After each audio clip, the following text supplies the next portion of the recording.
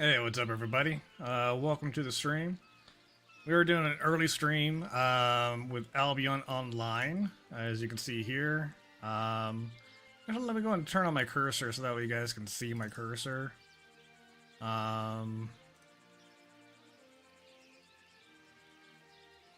There we go. Now you can see my cursor. Hopefully the audio is okay. If it's not, please let me know. I do make adjustments periodically, and it's usually based off of viewer feedback, so if you see or hear anything out of ordinary or something doesn't sound or look good to you, by all means, please let me know. The more feedback I get, the better I can make my stream. So here is my Albion Online. I haven't logged in yet. I was playing earlier today, and I'll kind of give you like a brief rundown of what I was doing. Obviously, I am a streamer, so I hide all my stuff, such as Steam ID, online account. You do still see my my username up here, which is completely fine. I do only have one character. Let's go and log in. I'll show you guys kind of what I've been up to.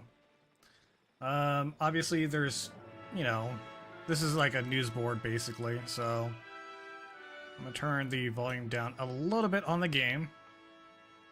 But yeah, there's a Easter event, blah, blah, blah. I don't really partake in that too much. So yeah, it is what it is. My light looks weird. There we go. That looks a bit more natural. I've already done the Adventures Challenge. I'm just waiting for more unlocks, basically. I still need to complete my daily. But nothing on, nothing major there. So other than that, I mean, I'm really not working on a whole lot right now specifically. I'm doing T5 dungeons, or will be shortly. Just want to give you guys a brief rundown of what I've been up to this morning, because I've been busy. Like, absolutely busy. So obviously I'm going to take you over to my island. I do have a 6-6 island. Yes, I did pay for it. Whenever you buy, like, the initial pack or whatever, you get, like, some gold. So I did, like, the 30-day premium, which is up here, which gives you all this really cool stuff, really extremely helpful. It costs about $15 a month. You can buy it with like in-game currency such as silver. Okay. However, silver is extremely hard to get. So basically you have to farm about 18 million silver within a month, and that's just to be able to afford the premium service. So that's hard. I do have 3.9 right now. The 3.9 is from mostly selling gold, because I got like, oh man, I got like about 2,500 gold when I first started. Most of that went into upgrading my island. So basically from there, I upgraded my island, which was probably about a good, man, like 5 mil? Something around there. Just to get the island itself to tier 6. Then you also have to upgrade the buildings. You see all these squares on here? All these squares will basically show you... Oh, you can't see my cursor. All these squares right here are basically... The light ones, the gray ones, are basically buildings. Such as like houses, blacksmith, blah, blah, blah. And then these brown ones here are like farm fields. So you can do farms, you can do kennels, which is to like raise animals or mounts. You can have a herb garden. Blah, blah, blah. So I'm going to show you my island real quick, just so you can kind of see what I've been up to today. There are Twitch drop awards. which I am earning, and you can earn as well if you have if you have a Albion Online account and you connect it to your Twitch. You can watch my channel and you get free, cosmetic items, which is what I'm currently doing. So I'm watching somebody else right now. Basically, you have to watch for like 4 hours, and then you get like a chest. So like every 4 hours, you get a chest of watching a Albion Online channel. So I'm gonna go and claim that. This one should be a common item. You can see right here, premium common community chest. So there won't really be too much in it. I'll go and show you guys what you can get. Okay, well that was very anticlimactic. So the most basic thing you'll get is community tokens, which you can then exchange for cosmetic items. Okay. This is my build right now, and I do apologize that my ugly mug is covering up most of that. But I'm running a tier 5.1 build. Some of my online friends, they'll be, if they see this, they'll be like, oh, well, that's stupid. You should be running like a 4.1 or a 4 and then upgrading from there, blah, blah, blah. And that's perfectly fine. But they run like really, they have to be very cost efficient on their gear, because some of my friends run the higher tier dungeons, like tier 6, even like a tier 7. And so when you die in those dungeons, you lose everything. Everything that you have on you, it's gone. Done. So it doesn't matter how you die. Whether you die from NPCs, like mobs, or if you die from PvP. Because in those areas, in the T6, T7s, and up, PvP is automatically enabled. And so however you die, doesn't matter if it's from an animal, the game don't care. As soon as you die, you lose everything that you're carrying. And you cannot pick it back up. So even if you go back to the original spot, it's not going to be there. Because most likely, either it's already gone because the dungeon is closed, or B, somebody else was already there and killed you and just took all your stuff. So I run a bit more of an expensive build. This build right here cost me about 200,000 silver. But I have tier 5 dungeon maps, okay? That's the highest tier that you can do that's safe. That means even if you get PvP'd, even if you get killed, after a short respawn timer, you get back up, you keep all your stuff. The most consequence you'll get is, well, there's 2. So obviously you don't get as good as drops, like good as loot from chests or whatever. You can get some pretty good loot, but most of the time it's usually not going to be very good. The second issue, now I lost my train of thought. The second issue is that whenever you're running a tier 5 dungeon, it's completely safe, like I said. But I run an expensive build, all that fun stuff. I know, I'm rambling. I had like a train of thought, and then it just slipped away. I don't know why. So you don't really get as much from a tier 5 dungeon. So like fame, which would kind of be like XP, you don't get as much.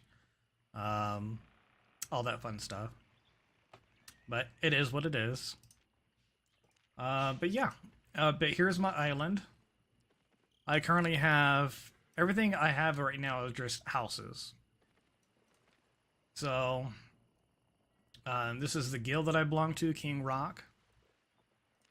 So they have access to my island, which there's not really much here for them to be able to access. But here's like the inside of a house, basically. Here's my chests, which has just some basic stuff that I keep solely on this island. And then these are basically mats or materials.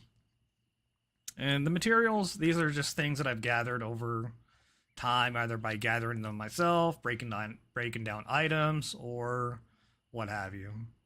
So I've done a lot of gathering, but you don't get a lot of fame or experience points from gathering. Plus, it doesn't really become profitable until like later. So right now, it's more profitable for me to do combat, which would be like PvE, or player versus enemy, which would be NPCs basically. Or like I would have to level up gathering, which takes freaking forever. Oh my goodness. Like you'd have to solely concentrate on one of these items. So like fiber, leather, metal, stone, lumber. Those are the 5 main different types of gathering of materials. So if you concentrate on one of them, hey, you might turn a profit. Obviously, yes. If I sold all this, yes, it would still be a profit. Absolutely. But I could make more profit from running dungeons in a quicker amount of time. So over gathering maybe about 2 days-ish. And I've already sold some of this. But right now this is worth about 722,000 silver. Which is great. Don't get me wrong, that's absolutely awesome. But this was a lot of gathering. A lot. Some of this is even bought. Like some of these tier 4 stone bricks. Most of them, I'm pretty sure those were bought. Because I needed a lot of them for upgrading my houses to tier 4. Which you can see right here. This is an Adept's house, which is a tier 4. So you can upgrade it right here. So when you upgrade it, it wants me to upgrade it to tier 5, which is going to cost me 180 granite blocks. Okay, now if I click on that, it's going to show me that each block is 368 silver. Okay, I'm going to do some quick math real quick. Yeah. So 368 times, what was it, 180? Oh, that was not the right number. I'm not sure what happened there. 368. This is just an estimated price, okay? But 368 times 180 would cost me 66,000 silver just for the blocks, okay? Now you might be thinking, okay, well you've got like 4 mil silver. That's plenty of money, right? Yes and no, okay? So I have 11 houses. 11. So I would take that number that I did, 368, which is the price per brick, and I need 180 bricks per house. So if it cost me 66,000 per house, then it would cost me 728,000 silver to upgrade every single house to tier 5. Okay. The only benefit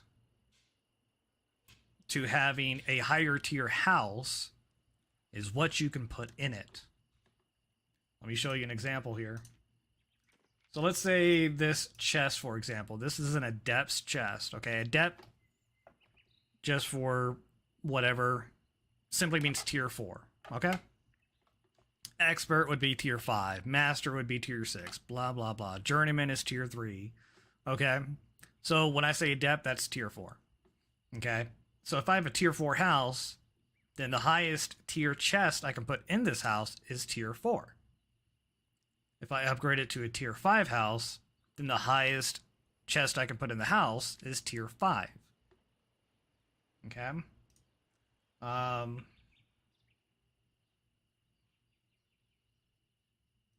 Anyways. So yeah. And so that goes for everything in the house. Chests, these are trophies right here. These are my workers. Well, kind of workers. These are mercenaries. So basically you send them out on a job for like 22 hours, they come back with silver. It's very nominal right now because they're only tier 3. So as you send them on a job, they gain experience. Then after they've gained so much experience, they'll level up to the next tier. So these guys, since I have a tier 4 house, these guys can only level up to tier 4. That's it. They can't level up to tier 5 because I don't have a tier 5 house. So that's the not necessarily goal, but that's the pursuit. That's the kind of the driving factor is if you want to have better stuff in your house, then you have to upgrade the house itself. Okay? And obviously, as you upgrade your laborers, they bring back more stuff. Here's another thing right here. So basically this farm, I currently have potatoes. Why potatoes? It's a good question. It doesn't really matter, to be perfectly honest with you. All right. It doesn't matter pretty much what you grow if you're not interested in anything else. If you're growing for a specific purpose, like gathering these, like let's say when these are done in 17 hours, I gather them up and I want to make something out of them, like a dish or some other type of item, I can do that. Like let's say, for example, if I combine these with cabbage, I can make a salad. Okay, and then you can sell that salad or you can use that salad. And these do offer nutrition, which your, not laborers, but your resource buildings. So like a foundry, a blacksmith, a cook, whatever, they all need nutrition or food in order to be able to do work. So you have to keep them fed. Thankfully, I don't have any. I have a guild for that, so I go to my guild if I need to, process something or whatever. So basically what I do is I just sell these straight up. So the reason why is because you can see down here, so I get a 100% crop yield. Okay, so it gives me twice as many potatoes. And then it has a watering bonus, which is based off of focus. Focus is kind of like skill points, or I don't really know how to call it, really. But basically, you earn about, if you have premium, you earn about 30,000 or 10,000 focus points over 24 hours. So as you grow an item and you harvest it, you get better at that. Okay? Which means you use less focus in order to water it. So when you water it, you get an additional 27% seed yield. It's already projected to be at 113%, so that's the total projected seed yield. So I think the base seed yield would be about 83 something percent. Which basically means that there's an 83% chance that when you harvest this, you'll get a seed back. And why is that important? That is important because this is where you buy seeds, right here. Okay, this guy. So let's look at the seeds. Carrot seeds start off at 1901. That's each. But they only have a base 0% seed yield. So if you water them, you'll get a 200% seed yield. But again, it's based off of focus. And you only get 10,000 focus a day. That's it. And that's with premium. So that's tough. So these might be cheap, but you're not really getting a whole lot back from them. Whereas with potatoes, you can see over here on the left-hand side, if I go all the way down to potatoes, which is the most recent or the latest crop that I could plant. Okay, shows you the base seed yield is 86%. That's very good odds of getting a seed back. Plus, if you water it, it bumps that up to 27%, or bumps it up an additional 27%. Sorry. And of course, this is my current focus right now of how much it costs to water each plant. So each square, there's 9 squares across here. 1, 2, 3, 4, 5, 6, 7, 8, 9. Okay. So there's 9. Okay. So I have 5 farms. They're all running potatoes right now.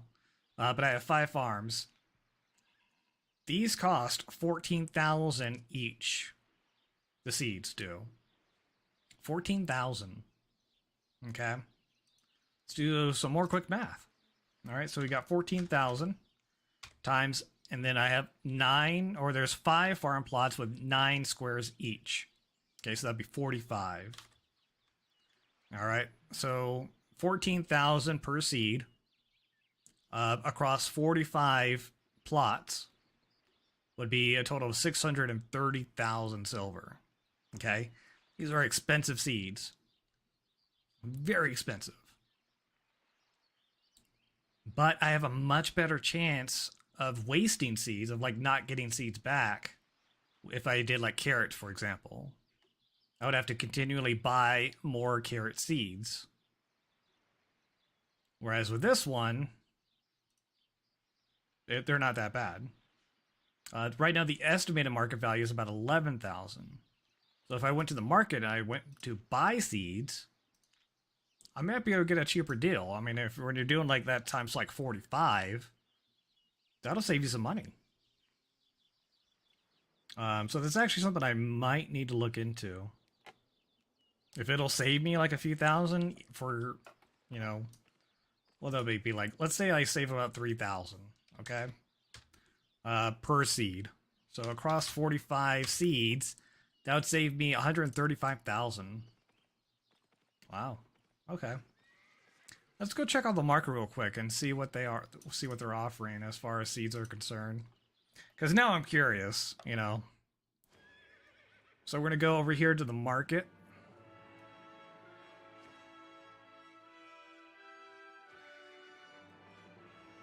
Oh, to this gaggle of people over here. Alright, so I want to do a... Oh, what would it be? Seed. Okay. So I can get seeds for 1,900 for carrots, which is, I think, about the normal price. Let's go ahead and bump this up to tier 6, which should be potatoes. So right now I can get potato seeds for about 12,000. And then they start kind of going up from there, about 13,000. Yada, yada, yada. 13. So right now the highest that I see for potato seeds is 13,000. That would still save me some money, though. I mean, you could always set up like a buy order to buy them like a little bit cheaper, because people might just get like extra seeds and then just go to the market and just try to get rid of it.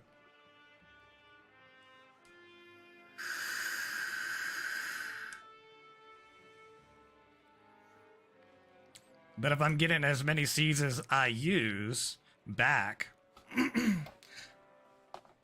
then it doesn't really help me too much. Okay. And then obviously when you sell stuff, you do get a notification. So I sold a pair of boots for like 20,000 silver. Sold 4 beds for 51,000. A cape. I sold that for 27,000. Sold some expert soul, which is what you use to upgrade items, for 111,000. Sold a spear for 65,000. So yeah. So as you can see here, I make a lot of sales. So it is possible to make some pretty good money in this. Making it like 18 mil a month. We'll see. But that's kind of like my goal right now. That's why I'm farming potatoes. So if I do potatoes every day and I don't have to buy any additional seeds, potatoes will sell for about, after I harvest everything, they'll sell for about, let's say 140,000. It kind of fluctuates a little bit due to the market. So let's say they sell for about 140,000. Okay, across 30 days, that gives me 4.2 mil. In silver. 4.2 mil. Just in potatoes. That's it. So automatically that helps me save like 4.2 million silver, and it brings down my total cost from like 18 million to about 13.8 million. So that definitely helps. Anyways, I'm gonna stop talking. We're gonna do some dungeons. I'm wasting enough time as it is. Alright, so we're gonna go ahead and pop a dungeon over here. Alright, wants me to go to Lazy Grass. Alright, so that's north. Nope, not you. So that's where we're gonna go. We're gonna go north.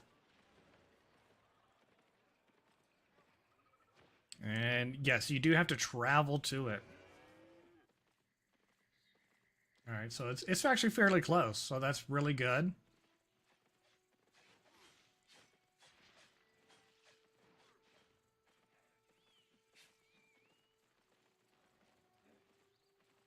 Be right around there. It is.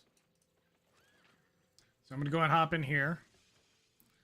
Now, dungeons are open.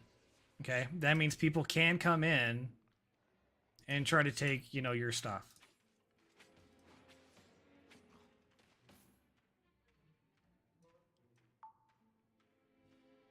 And this is a dungeon right now.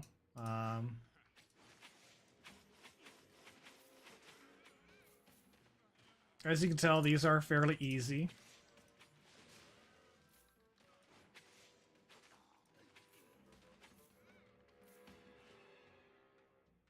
You don't really get a whole lot. You can see I'm making about 23 per kill, 23 silver per kill, so you don't really get like a whole lot. But they are fairly easy, and they're perfectly safe to do.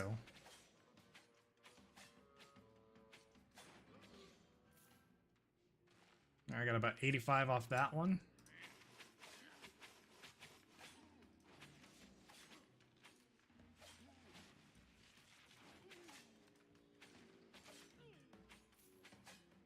I'm a little out of practice right now. Alright, so this is a daily bonus. Go ahead and put that back up. This shows my current progress on each piece of gear that I'm currently wearing right now. So as I gain fame, which you'll see here, so as you gain fame, that's basically, like I said, experience points, and they go towards your items, and you basically level up your items, or at least get more expertise in them. That's probably a better way of putting it. So anyways, yeah, I just completed my daily bonus, which is this, which means I get the Tomb of Insight, which automatically gives me about 10,000 fame towards combat items. I'm going to go and use that.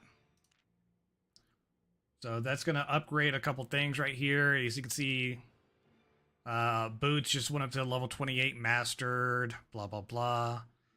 So as you get better in those, you can wear higher tier gear, etc., etc. Increases your combat power, all that fun stuff.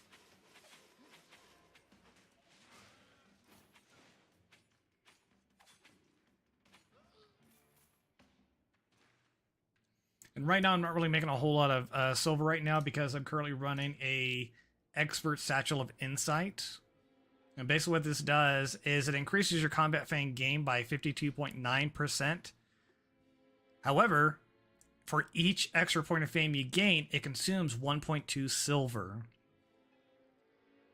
So if you're trying to level up, you know, get experience points quicker, then that'd be a way to go.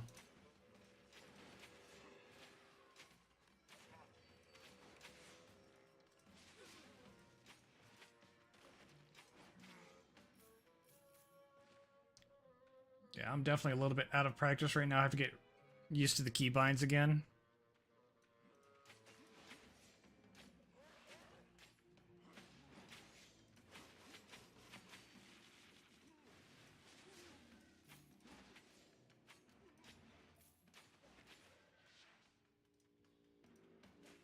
Like, stun me?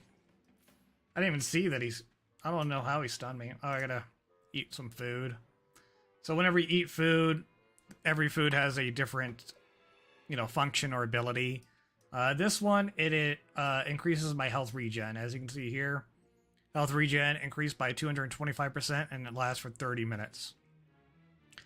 Each fish costs about 1,800 silver, so not bad. Well worth it. And since I'm at a T5 dungeon, everything that I gain right now is pure profit.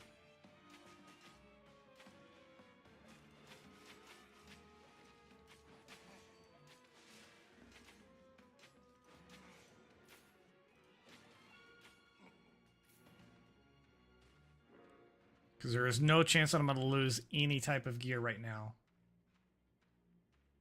So everything that I'm making is pure 100% profit. May not be much, but it's guaranteed. So these are really helpful if, you're running like expensive gear or you're trying to play it safe, which is what I'm currently doing. Because you can still get some pretty good drops from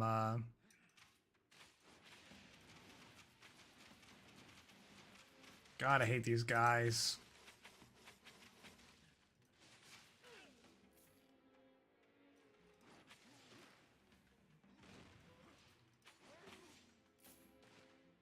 Easy kills. Alright, I see a green chest, which is uncommon. Not terrible, but probably gonna just have junk in it.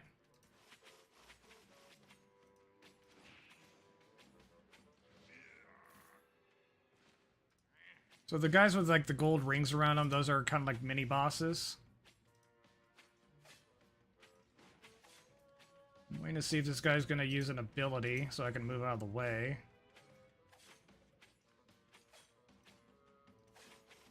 Doesn't look like it, so that gives me time to use my ability. Go ahead and heal up real quick.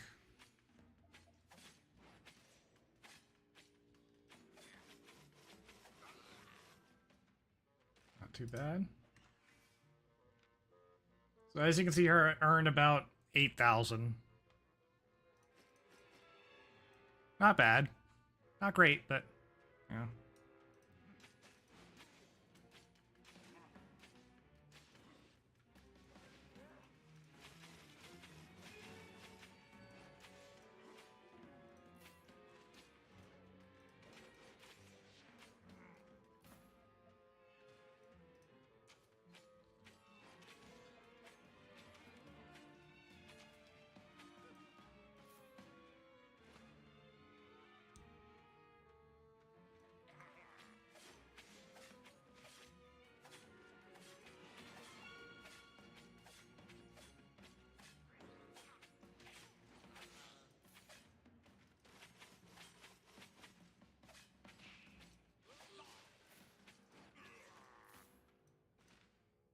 Oh, I got a free Adept Tomb of Insight, which is worth 18,000.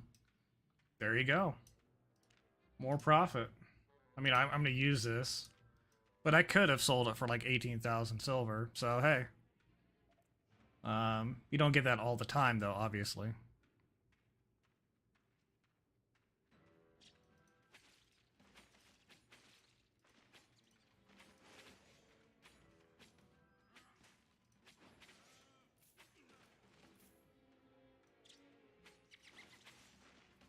Alright, I gotta figure out where I'm going here. Not down there. Not over there. Okay.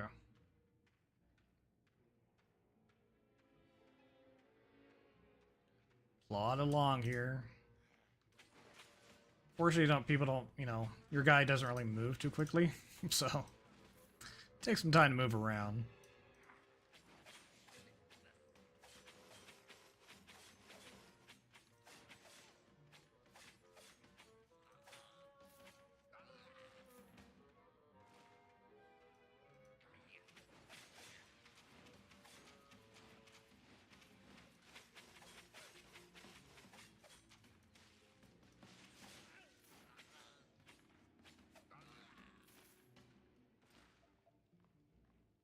Yeah, so you can see here, we're not really making a whole lot of money off of, mob kills.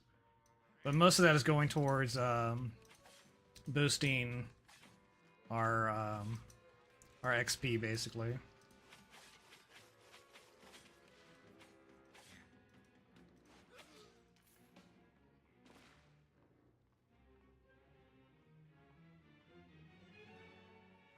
Alright, now we're getting towards the last boss here. Or should be, at least.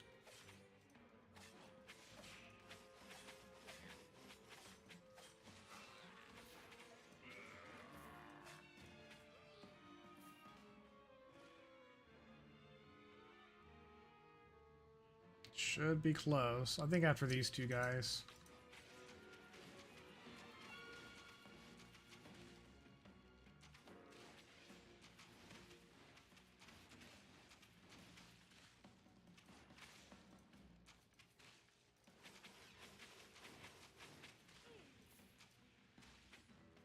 I hate archers. They hurt. Especially when you have two crossbow archers. Man.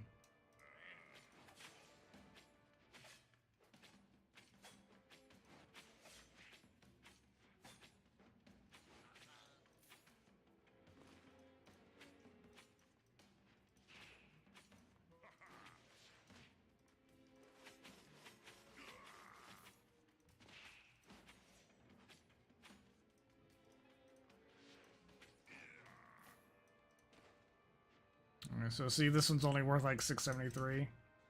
I mean, it's something. Alright, this is a blue chest. So you can see here, this is would be a final boss. So, this guy shouldn't be too hard. I know there's some dodging involved.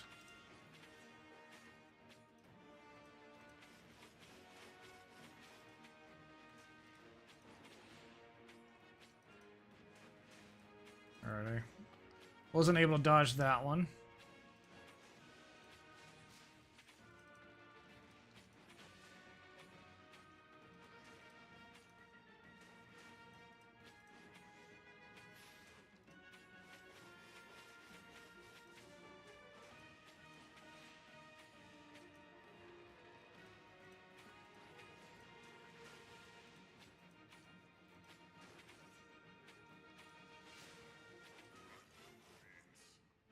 Alright. Beat him.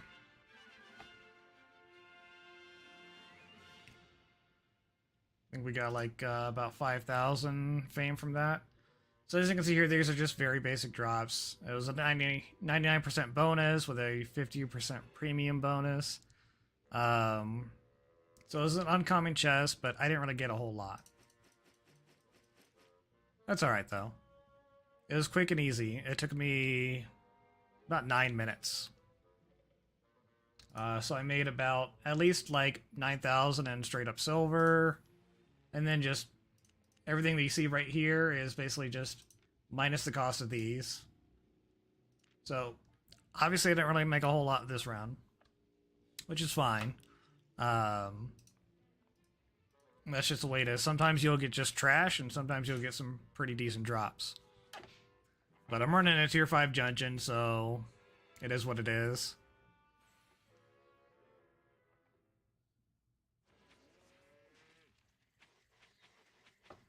Alright, so I'm going to pop another dungeon and then we're going to head there.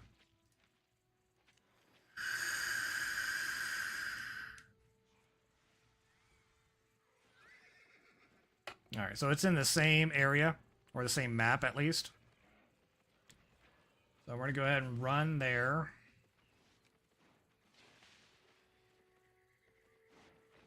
I can navigate my way through here. It's really hard to tell with the terrain because I'm like, okay.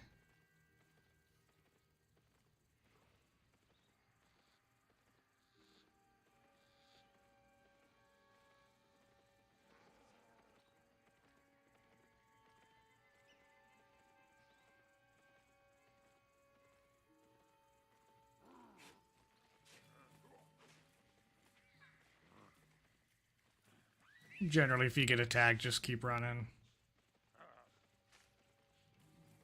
All it does is basically kind of slow you down like a little bit. And kind of chips away at your mount's health. Alright, now I gotta figure out where this, Oh my goodness, go away. Lord.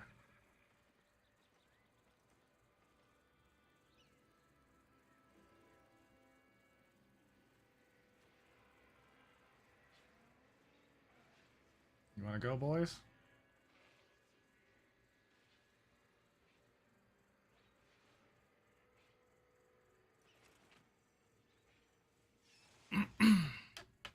Alright, they were hanging out in front of my dungeon there. They're gonna come in.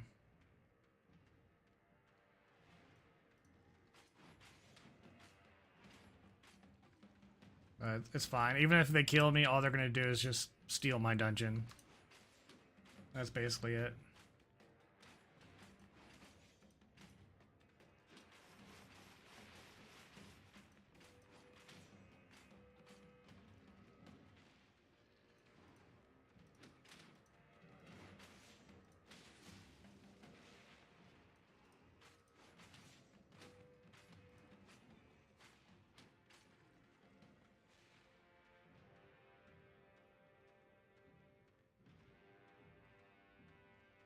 So as you can see here, I didn't get any silver from those.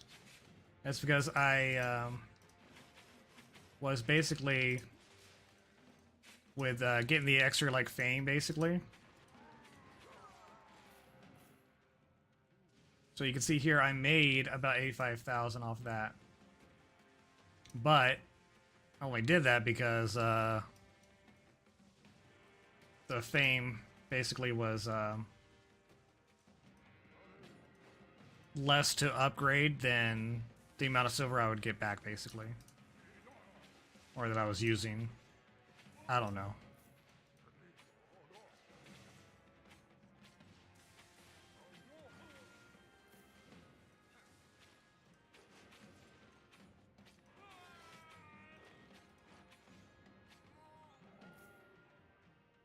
Alright. I'm not sure which way to go in this dungeon. Right now, I do have a buff on right now, which I got from that little well.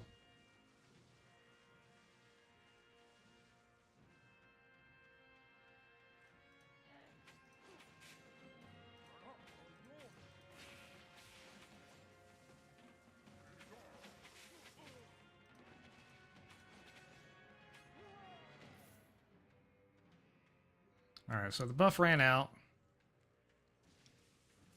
I don't know if anybody else is in the dungeon or not. It doesn't really tell me that. It would say down here if there was any players inside the dungeon that were flagged as hostile. I don't know how accurate that is. Alright, so this is the only way that I'm seeing, at least.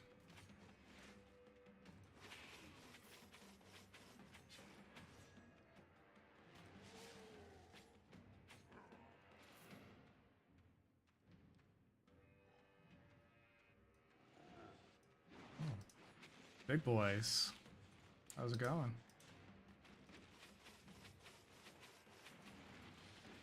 Ow. Get out of my way. Ow. Jesus. I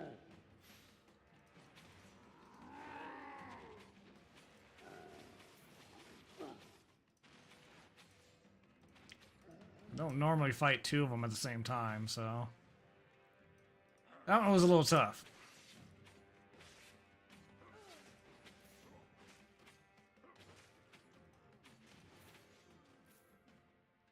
Alright, I'm thinking I have to go this way.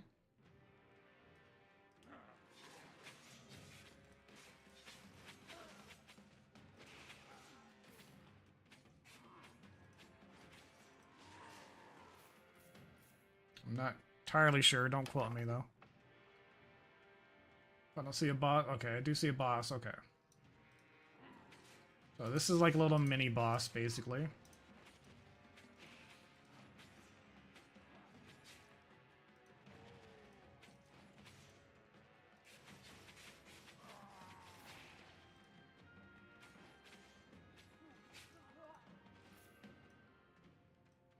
I see a blue chest. It's a good sign. See what I can get from that one.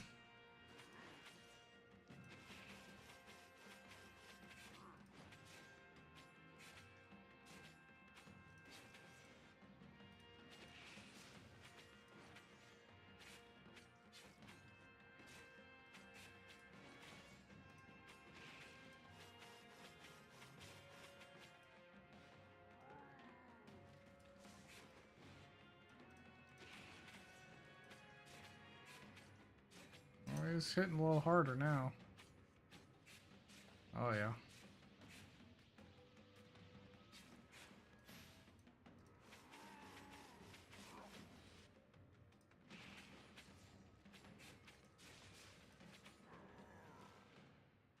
Alright.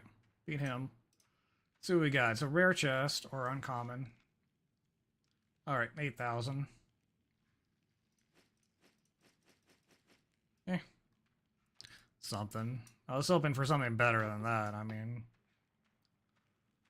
you get an uncommon blue chest like that, it should be something better.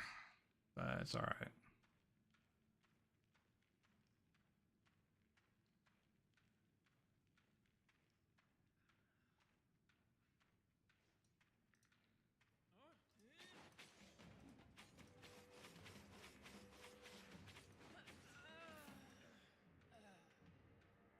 Alright. Oh, bears.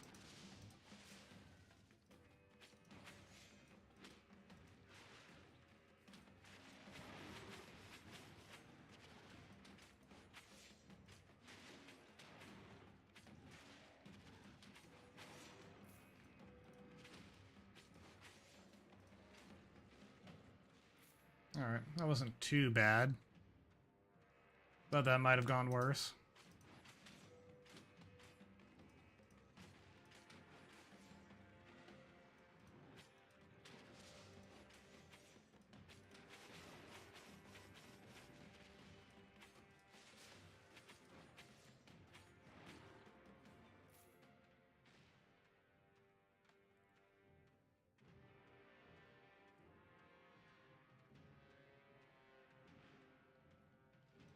Alright, should be getting pretty close to the end here.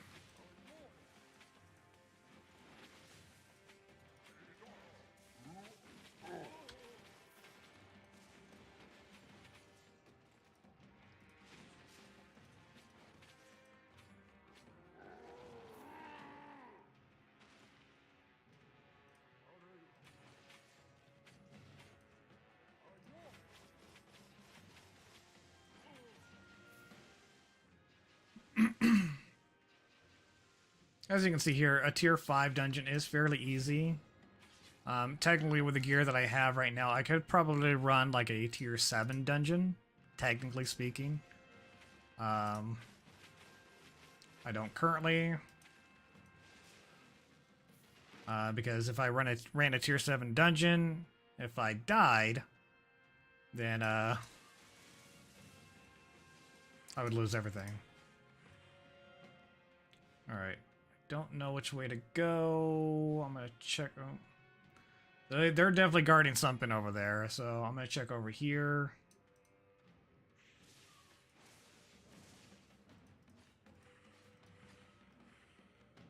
I'm not sure. I'm just gonna double check. Might be a mini boss. No, if it was a mini boss, it would have been a little bit closer.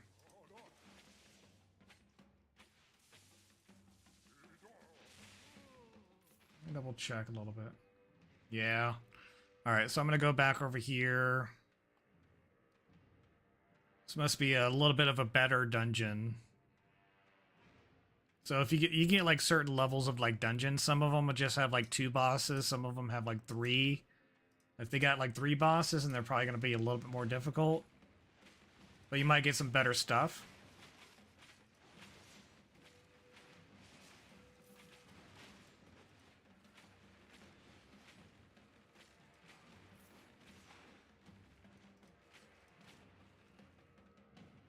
All right, so this is a mini boss right here. Another blue. Oh no, this is a tomb chest. So that means you can get like Tomb of Insights, which give you combat fame, blah, blah, blah. So let's beat this guy and see how much we'll get.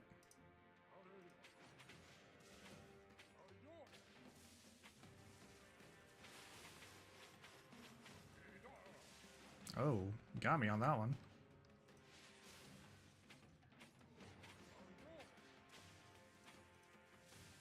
Come on, how's that hitting me?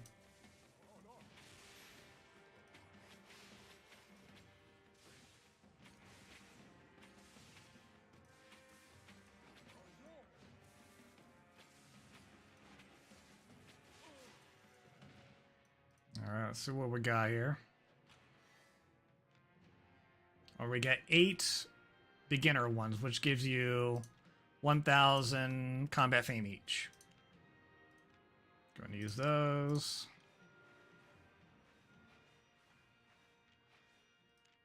So roughly worth about maybe 14,000 silver. Decent. You know, it's free combat fame, so. But once I get better, I'll probably be running tier 6 dungeons, but I'll probably switch out my equipment. Not sure. I don't want to be going into a tier 6 dungeon with like 200,000 worth of equipment here.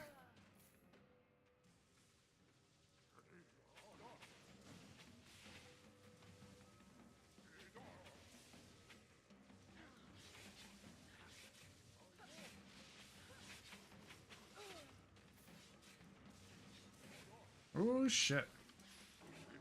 Alright. Yeah, the electricity got me. Well, this is what I mean. So since I'm in a tier 5 dungeon, if I die, you'll get back up. You don't lose anything. The only thing you'll lose is like 5% of your durability of your items. That's it.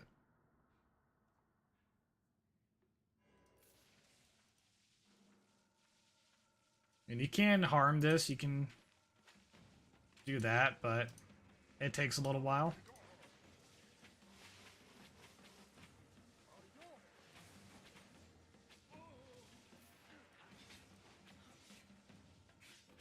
Alright. Now I'm safe from the electricity. Plus I got a buff on right now too, so that's good.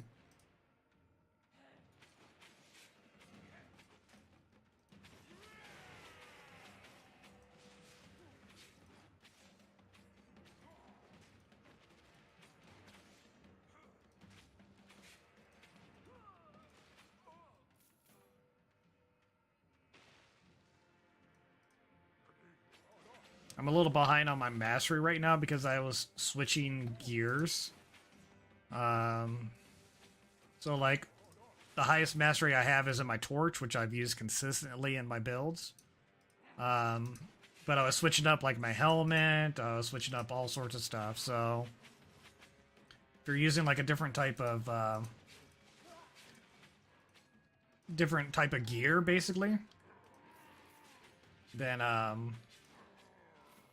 it basically kind of resets your experience points, or not resets it, but you have to get more experience points for that specific item. So, for example, right now I'm currently using a Heron Spear, but I started out using just a regular spear, an Adept Spear. So since this is a different type of spear, then I had to start over on how much fame or expertise I was getting into it. And same thing with like my helmet, I think my boots. But you can see it right here. So this one shows, my torch shows I'm at 57 expertise out of a 120. Everything else is about 32, 29, 29, 29. So right now that says that I can use up to tier 6 right now. That's for using cloth, basically. But using for this specific gear set, so right now I'm using this one right here, the Scholar's Cowl. So as you level that up, you'll get a 0.2 bonus to item power for all cloth cowls, and a +2 specialization bonus to item power for Scholar Cowls. Don't ask me what all that means, because I don't really know. I just kill stuff.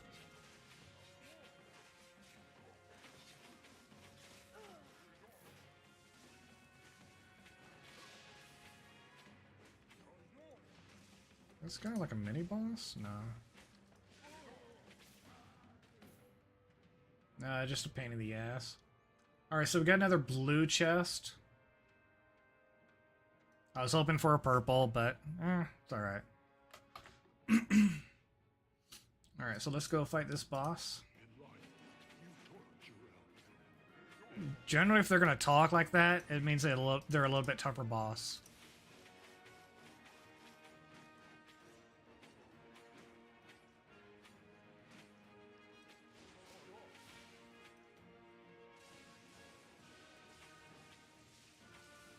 Whoa!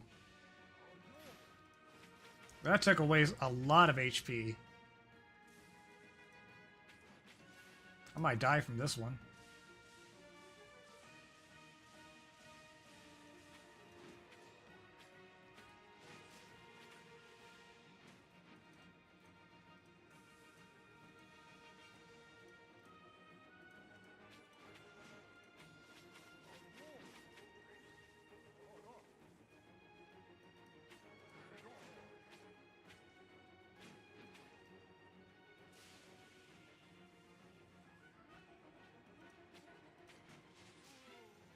Ooh, that was a very close fight. Oh my goodness. So, yeah. More junk. I was hoping for something better, especially since it was a tougher boss fight, but it is what it is. So I could technically run a T6 dungeon. If I absolutely wanted to. Again, if I die, though, I lose everything. So, like that electricity trap I got caught in earlier, if I would have died from that, I would have lost everything.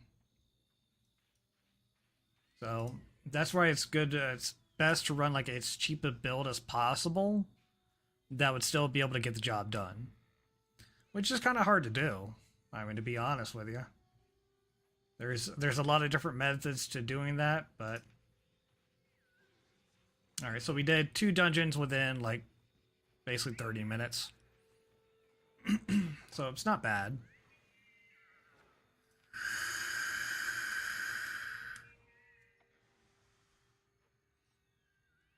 Alright, we gotta go to the next area for this one.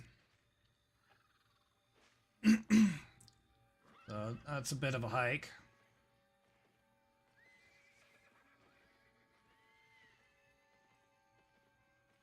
Pass up all these corpses.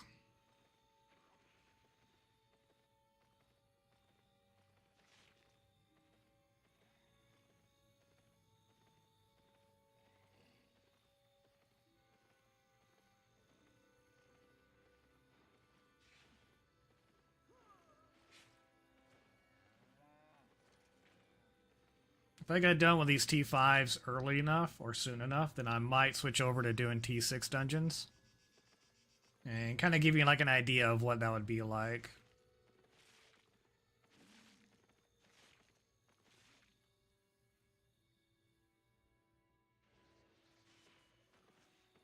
Alright, so thankfully it's pretty close. It's right next to a fort, though.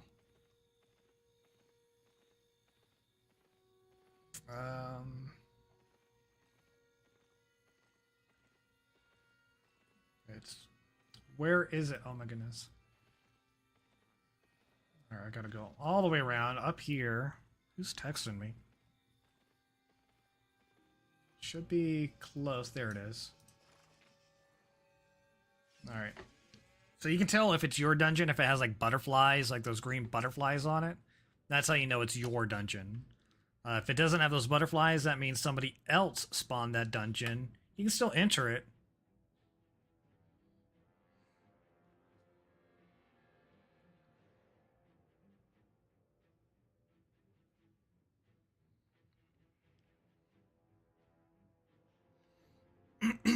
So you can still enter somebody else's dungeon. You can't fight them.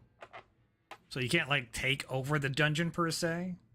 But you could potentially, whatever you kill, you keep. Kind of like the Necromonger way here.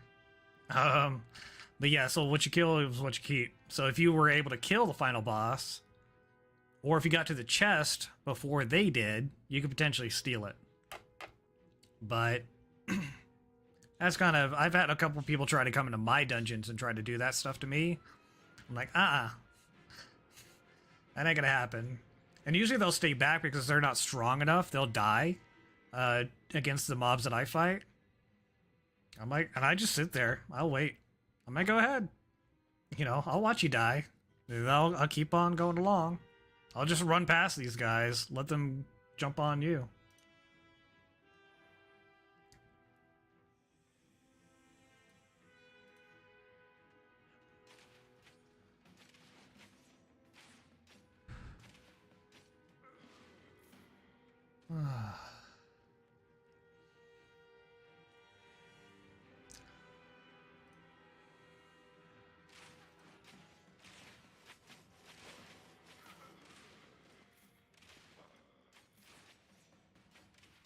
These are easy mobs right here, so not too worried about a group of those guys. Although I'm not a big fan of this faction, which is Morgana. So these guys are from the Morgana, as you can see here. Morgana, Acolyte, blah, blah, blah. Most of the mobs are pretty easy, so I'm not too worried about that. Some of the mini-bosses, though, or bosses, they're a little bit more of a pain.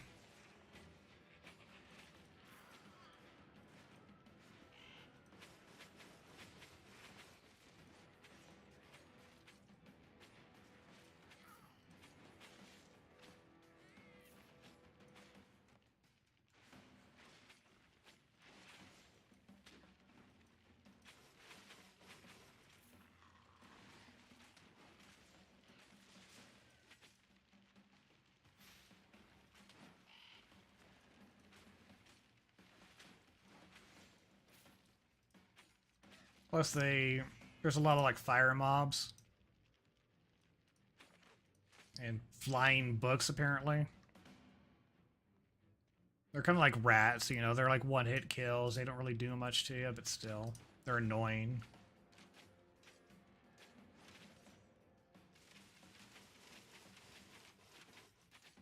Those crossbowmen hurt. If you get caught in them, oof. If you get caught in that cone right there, they hurt.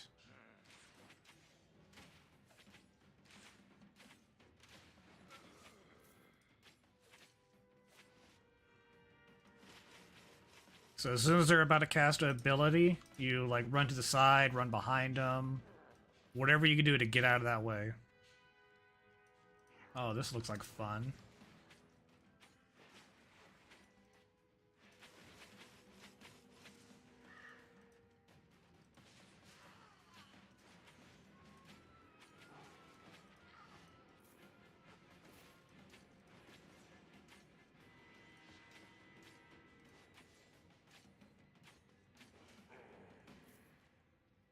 Alright, let's go to this side area here. There should be a mini boss, I'm guessing. I'm not sure. Let's go the other way. Maybe the mini boss is over here.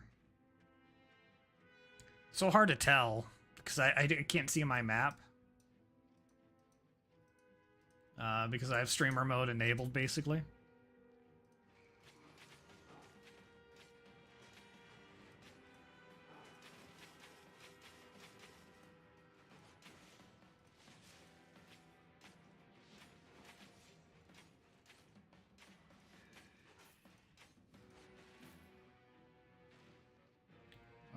Okay, mini boss. All right. Right now we're good. Oh crap! I woke her up. Oh shit!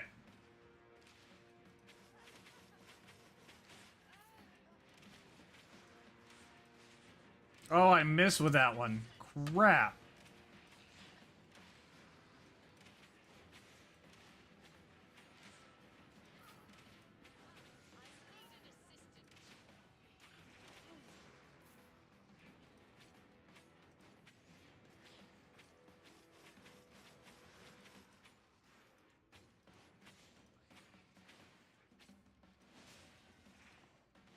Ooh, that one hurt a little bit.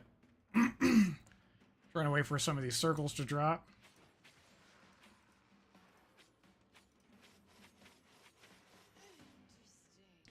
See, they get tough. If you ain't got a whole lot of room to move around, they get super tough.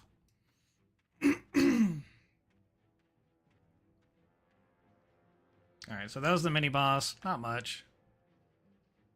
But as you can see here, like some of the rewards kind of get increased a little bit. I'm not sure if that's depending on if you run consecutive dungeons or how that works exactly.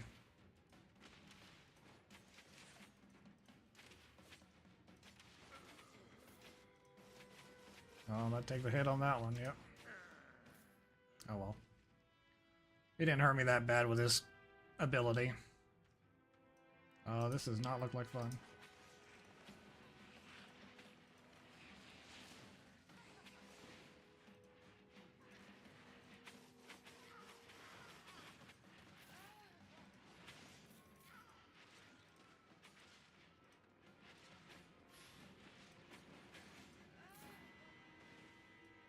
Man.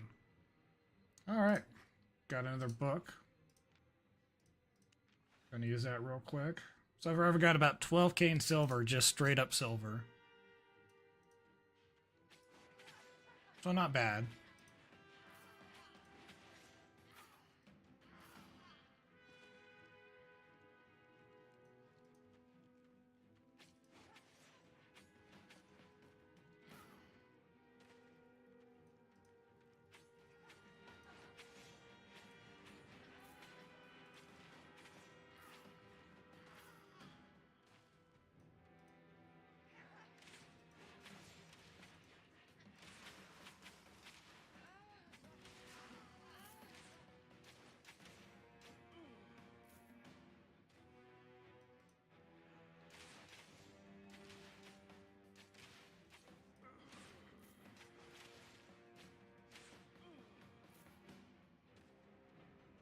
Should be getting close to the end right here.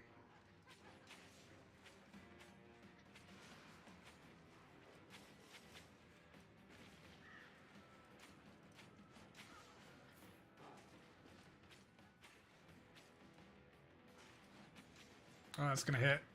Yep.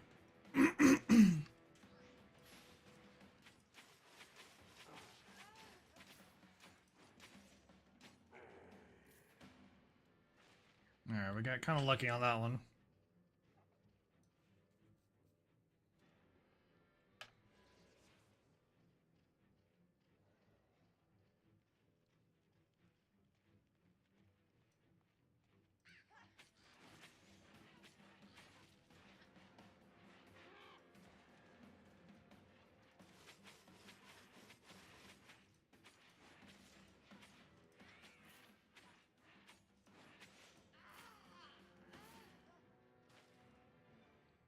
Okay.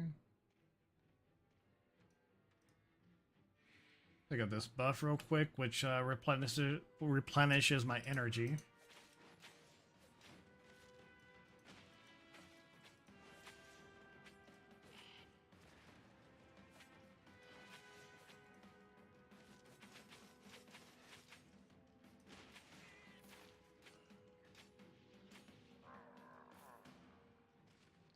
Should be pretty close to the boss. Oh, I see a lot of books here. Oh, it's a mini boss. Gonna get rid of these books. That way I don't have to deal with them during the boss fight, or mini boss fight. Alright, green chest, so not expecting much from this one.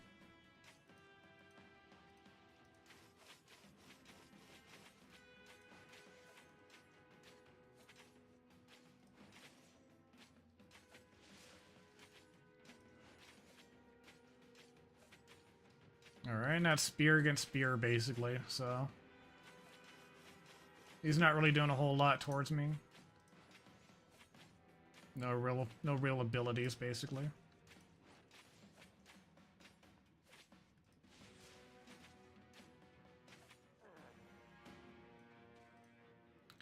See what we got.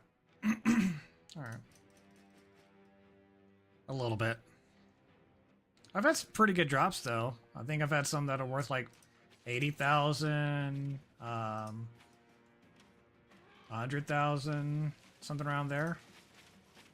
Really just depends.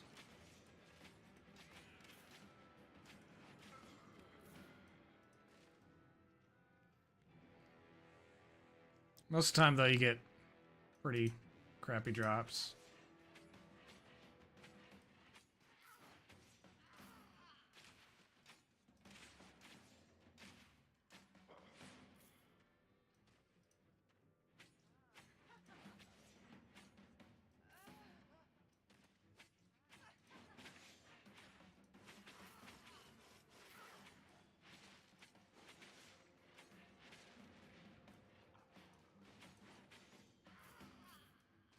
Grab this buff. More energy regen. Which I'm usually pretty good on energy. That's one of my force fields. Will kind of like mitigate damage.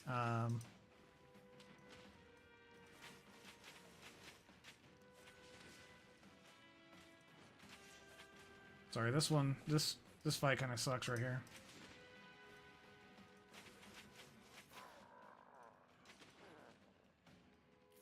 Kind of have to concentrate a little bit on that one because that big lava guy, he'll knock me back like quite a bit. So if I'm not careful, he'll knock me out of their aggro range. And then they basically reset and they replenish their health. So I can have to pick my spot there.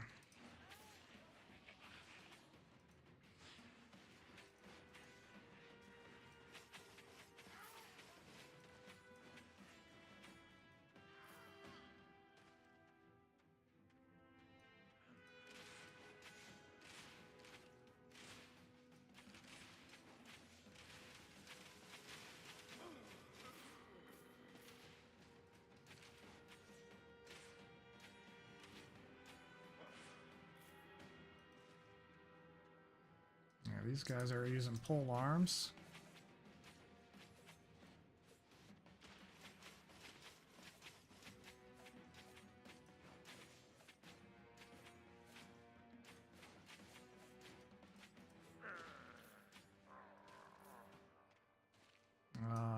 Okay.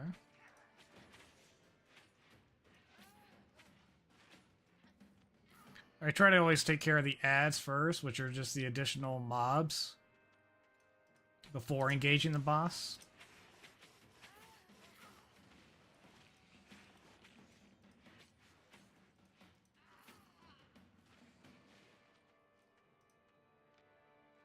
Oh wow, I got a free T5 map. Nice. Alright, let's see what you got, big guy.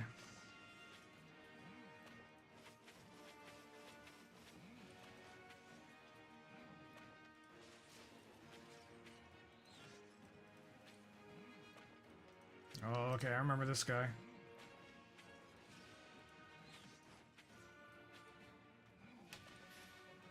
That's no way.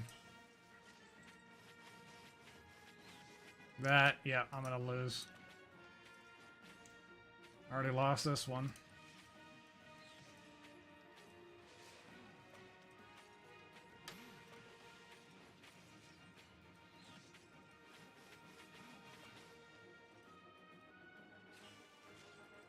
Yep.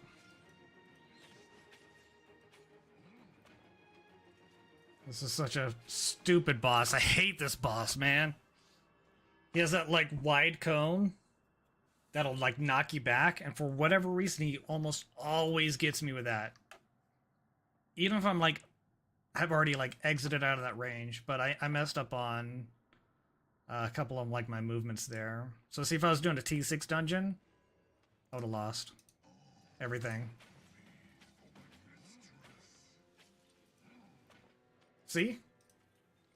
He slows you down, and then he hits it. Fuck, that's stupid.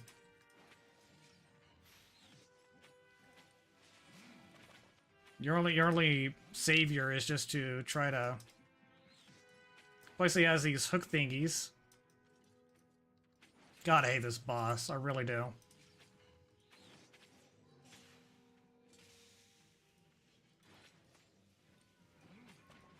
You have to kind of like anticipate it a bit.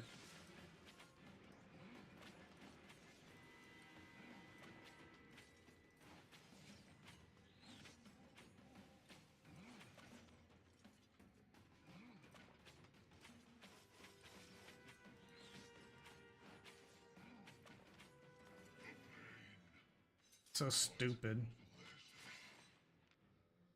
Junk, of course.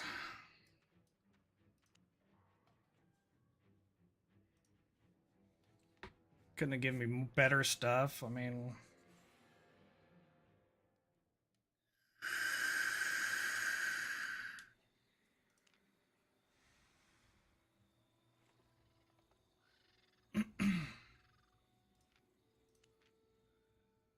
Alright. Going back to lazy. Fantastic. I'll run all the way back over here again.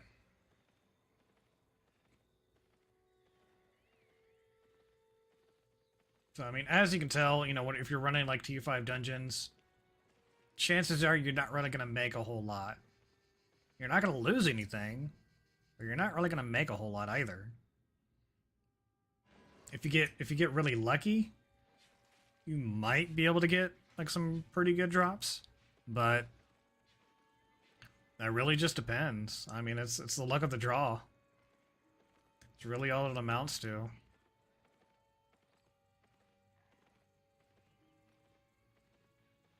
But I don't want to take this gear into like a tier 6 dungeon because, as you can see, sometimes you get bosses that are just like absolutely ridiculous to fight. So one single mistake, you lose everything. If you don't use the right skill, the right time, and the right place, it's yeah, pretty tough.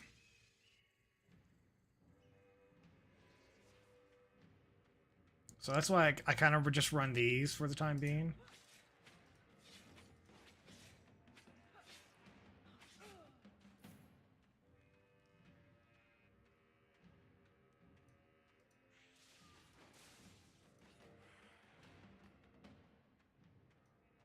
We're a trap already? Oh, fantastic. As I'm getting shocked with everything else over here.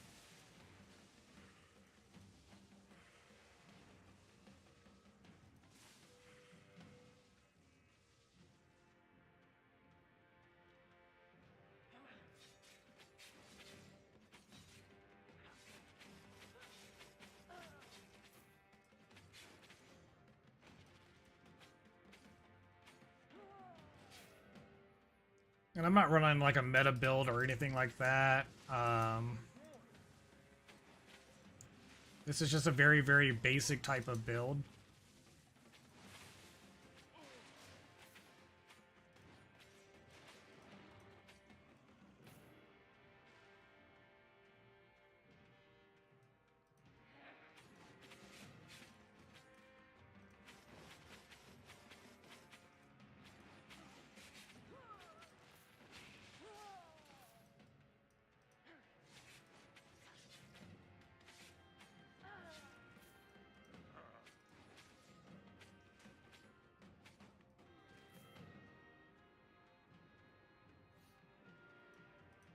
But it's super easy combat fame, at least. I mean, obviously you get more with the higher dungeons that you get.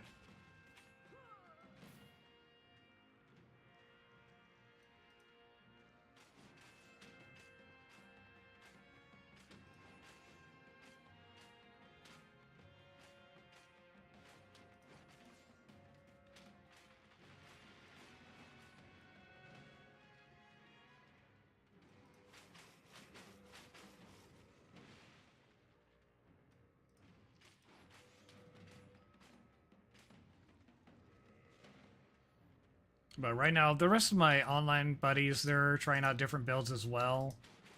We don't all run like the same type of equipment or anything like that, so...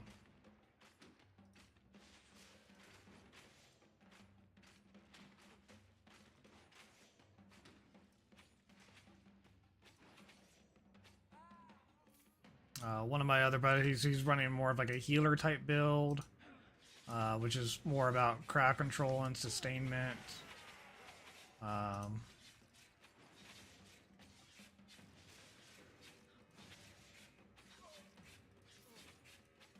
got another one running like a dagger build. Other people running all sorts of different things here.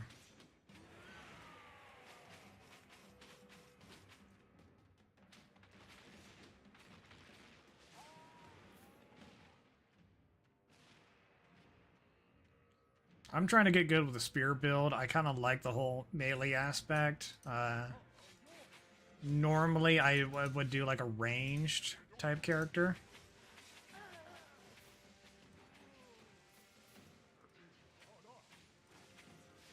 I see red.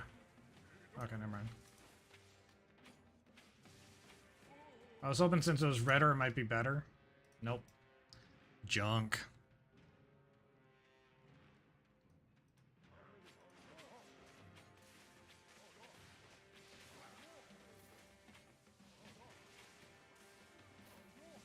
Alright, Gandalf, y'all can calm down over here.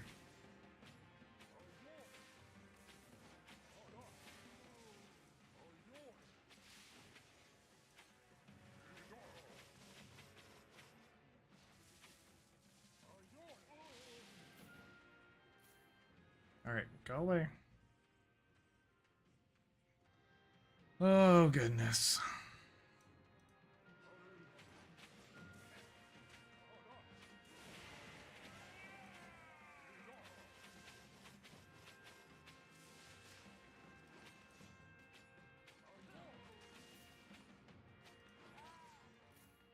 Alright, looks like we're at the final boss already.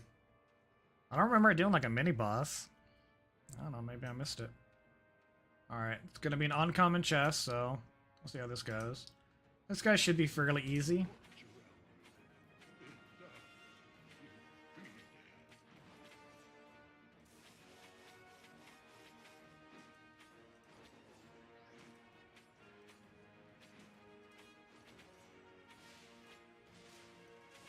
Oh, I lied.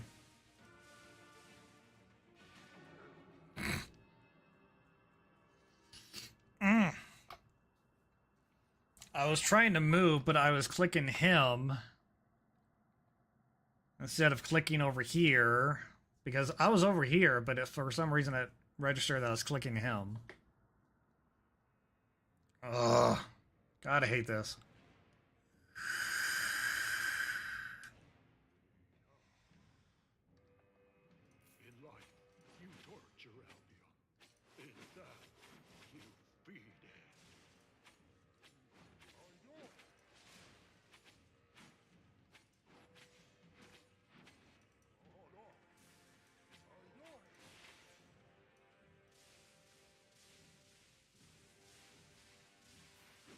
Oh, man.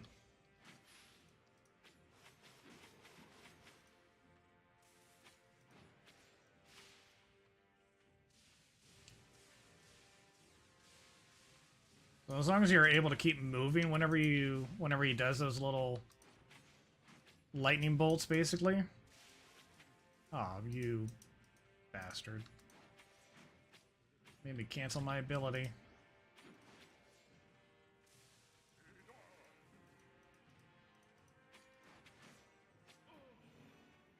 It's alright, though.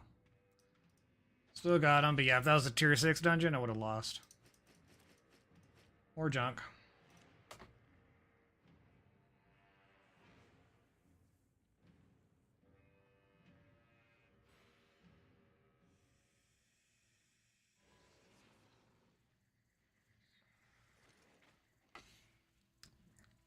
Like, I see you, bro. He's waiting for me.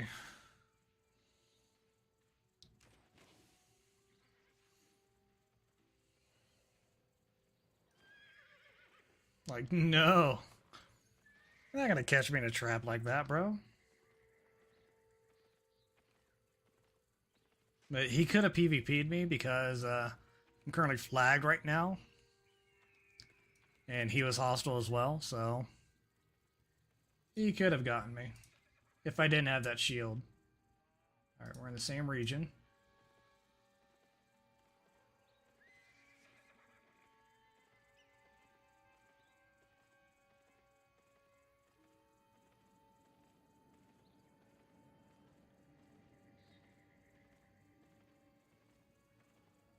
Oh. Alright, who's hitting me up on Discord? Oh. Just an announcement, never mind.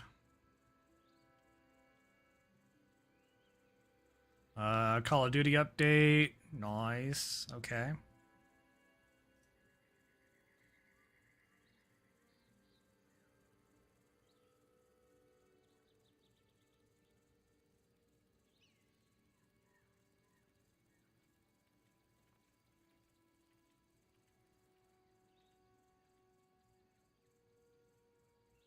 Sorry, just double checking Discord real quick. Catching up on my other friends that are currently playing Albion right now.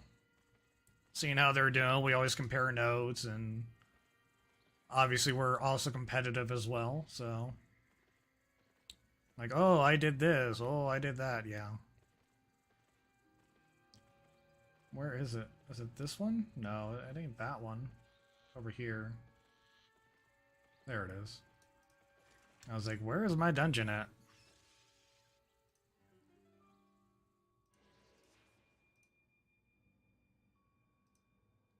Now, technically, you can wait, and the dungeon is supposed to despawn, or the entrance is supposed to despawn after like 60 seconds or something like that. I don't know how trustworthy that is. I saw that from a video. I don't know how trustworthy that is or not. I haven't researched it at all.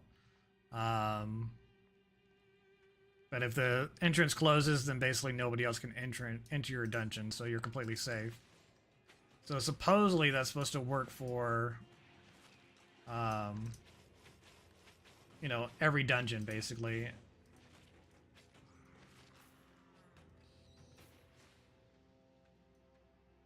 Come on, give me loot.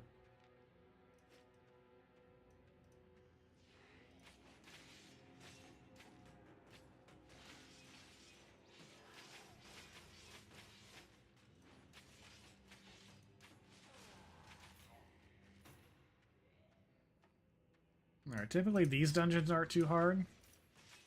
I have an easier time against mobs in this dungeon than I do in other dungeons. Don't ask me why.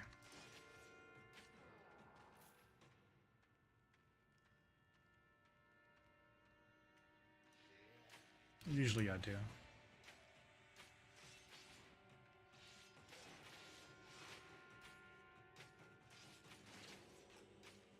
I moved out of the way.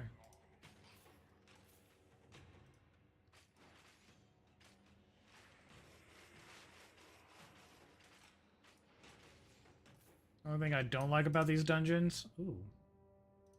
Alright. That one's worth about 4,000. Not bad, but not great either. Oh, you caught me in the ice. Bro, stop it.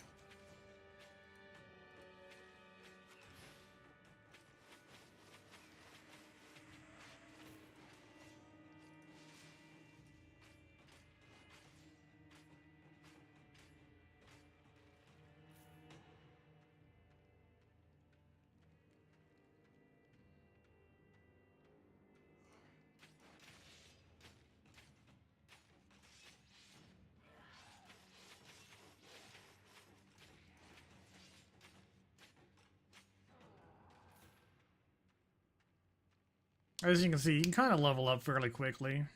Now these guys, I hate these guys. These guys are a huge pain in the butt.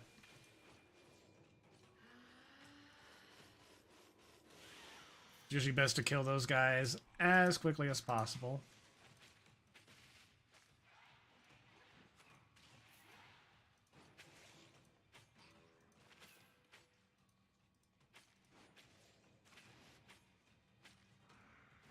Yeah, archers hurt. I don't know why. I don't know if that's just something specific towards archers.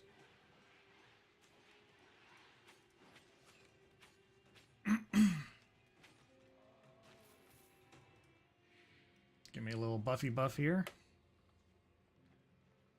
And run slow as hell.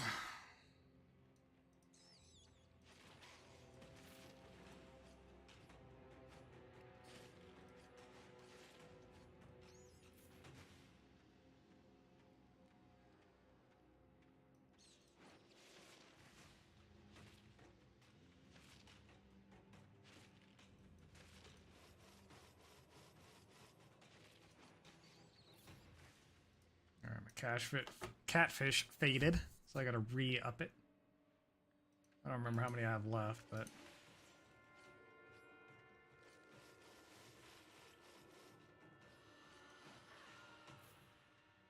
Yeah, I hate those guys. As soon as they get those swirling circles started, ooh, get caught up in those, slows you down, all sorts of fun stuff. Oh, I'm whiffed with that one.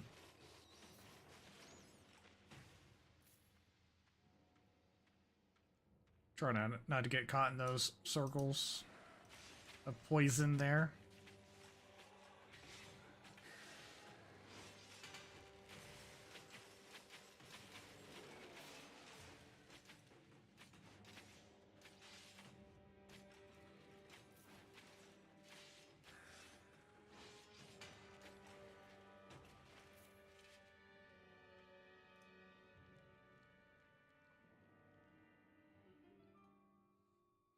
But tier 5 dungeons are pretty good for practice.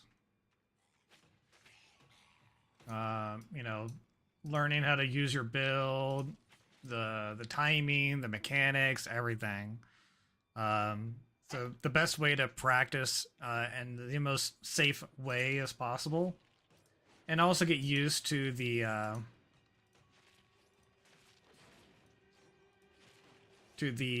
abilities of different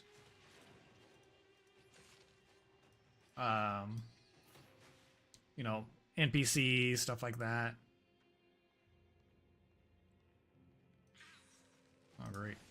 2 of them.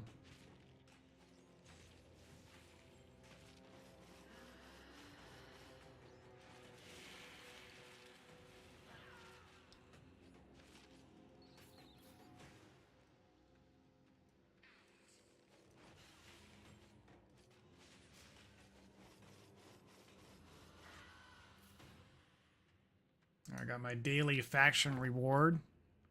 That's good.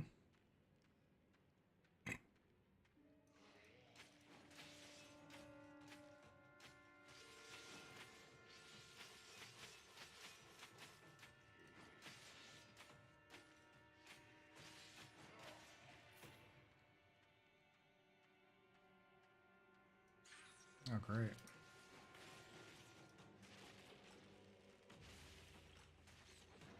Damn it. Oh, yeah, those ice crystals, they hurt. Wait, what? How are you hitting me from up there, or from down there? Come on.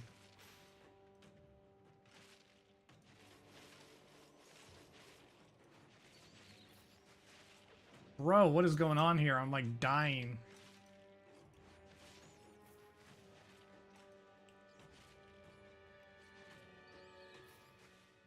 Dear Lord, that was a ridiculous fight. Alright, that's a mini boss down there. Okay. Well, let's go do the mini boss real quick. Oh, man. Got a blue chest.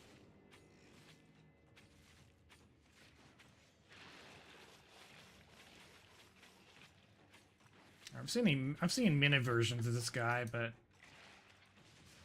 oh, that doesn't look good.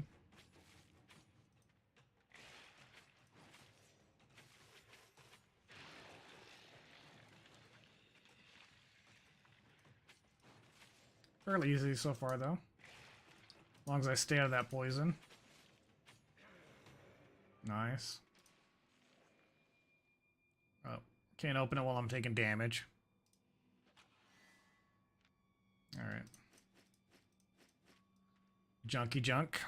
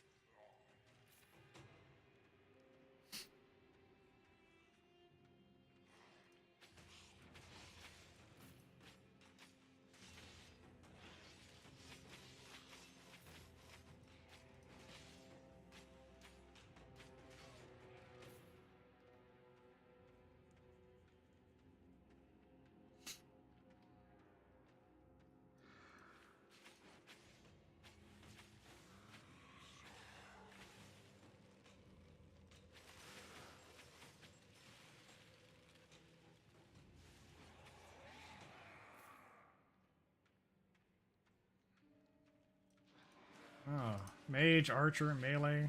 Great.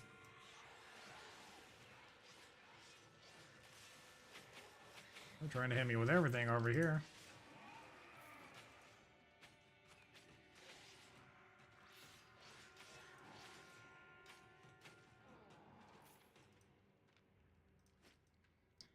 Junky junk.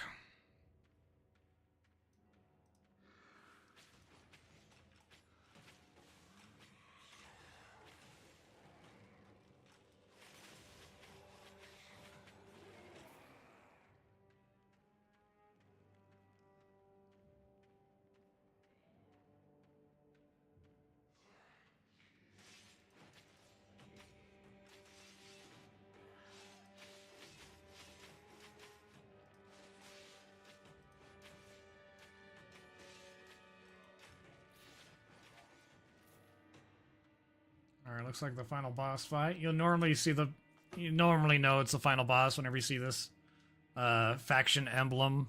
So like for this faction it would be this symbol. I'm gonna take care of these ads first.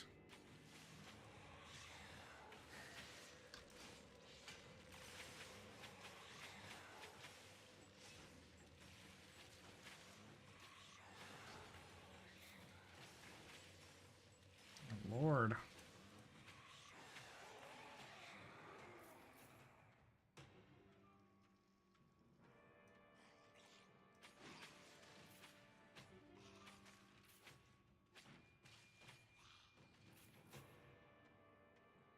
Alright, we got a big guy. I see a blue chest, so hopefully it shouldn't be too hard.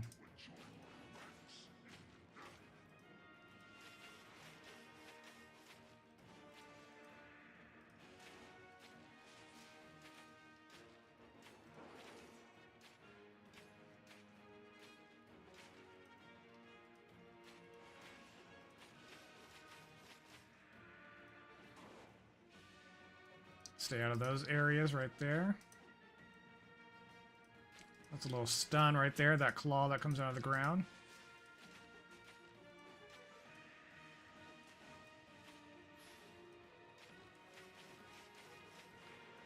See? Got hit with it. Alright though.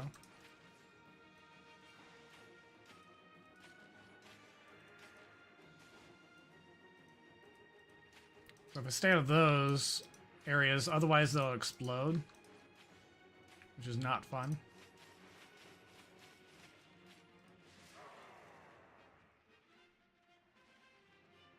Wait for those to go away. Alright, 14,000. That's something.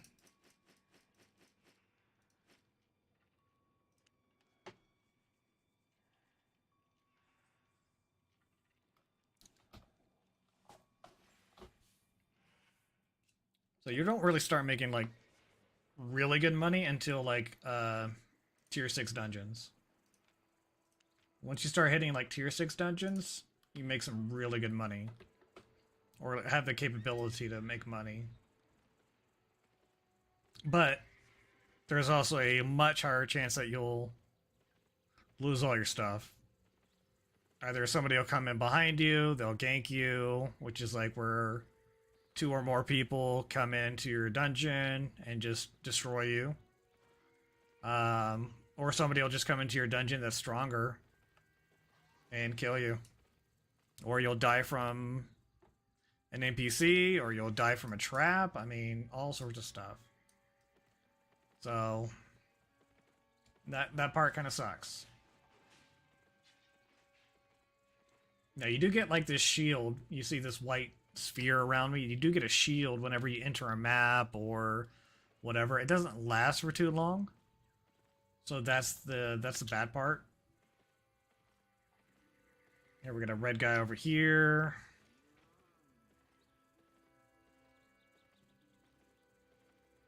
So you gotta watch out for people. Corrupted, that's a corrupted dungeon. It's basically like a tier 5 dungeon. Is typically what it is. Again, if you die, you don't lose anything. But you can get invaded by other people. You still won't lose everything, but there's a potential for you not to really get anything either.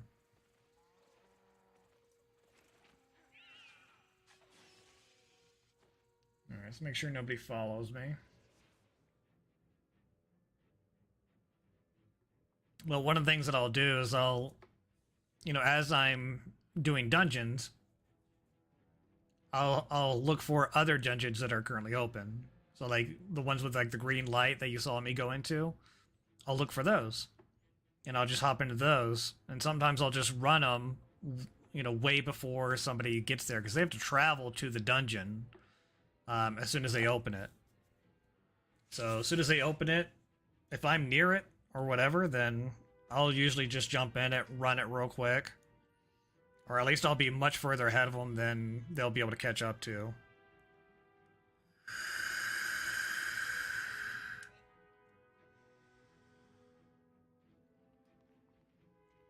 Alright.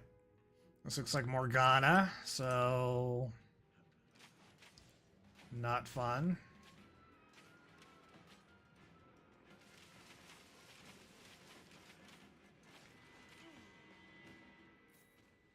I've had a couple of these that were just ridiculous. I mean, like, nobody my level would be able to complete.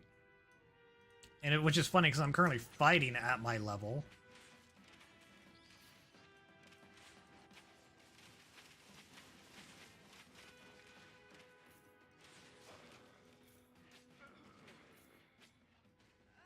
But yet sometimes they'll like put like bosses, like mini bosses together.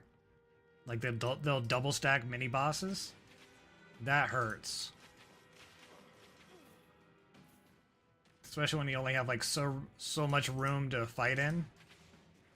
Ridiculous.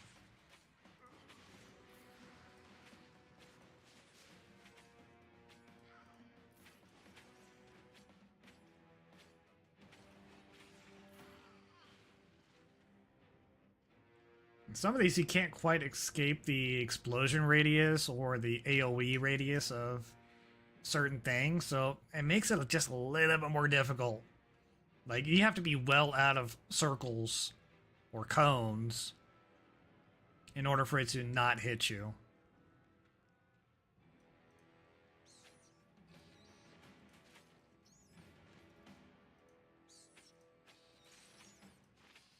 Little batty bats.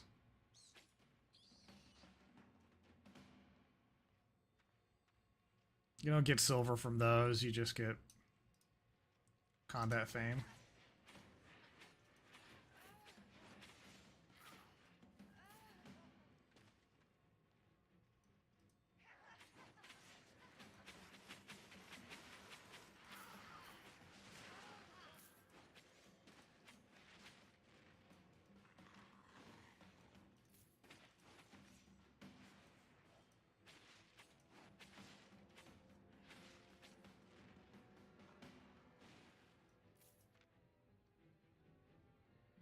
Got a pair of tier 4 boots. Not shabby.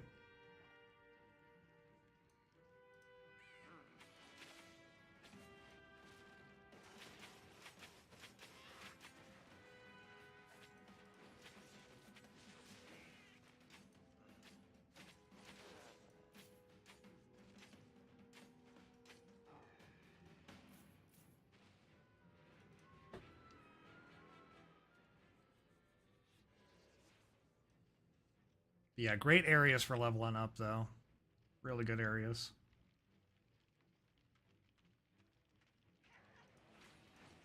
Oh, I hate these guys.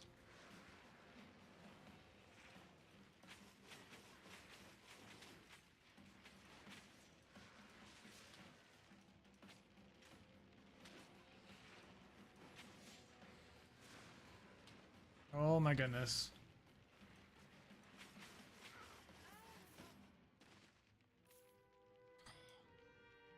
Fire sucks. In case you're wondering, fire sucks.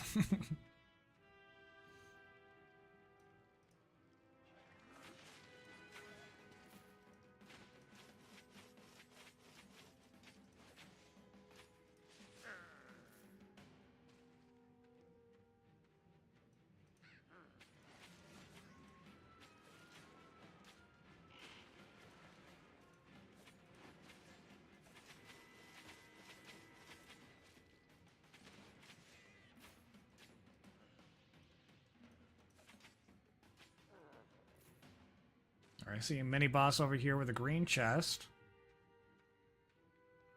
I see an ad over there. An ad just means like an additional mob or whatever. Alright, it's a crossbow guy. Oh, they're gonna join the fight. Okay.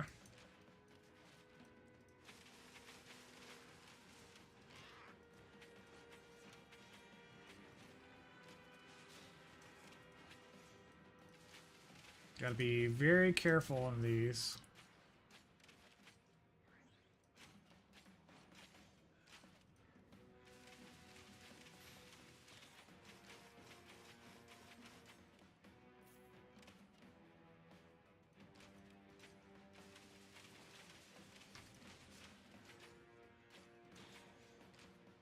Gotta watch out for these little trappy traps.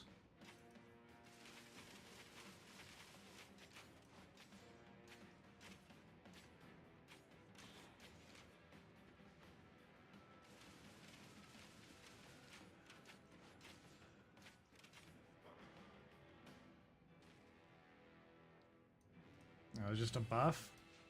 Man. I mean, I could do without a buff, thank you very much.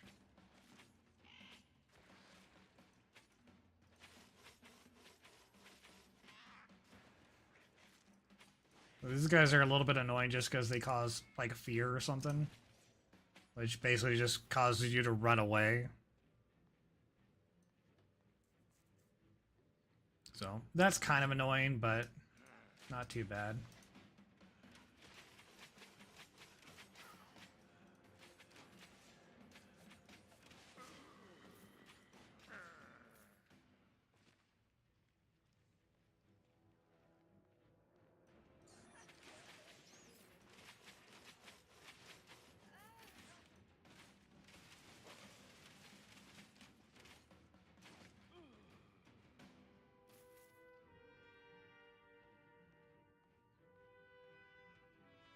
Alright, should be getting close to the end here.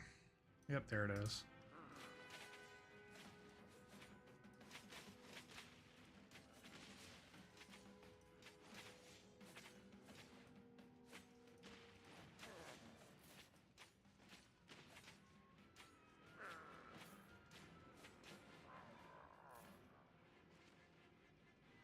Alright, let's see who we got.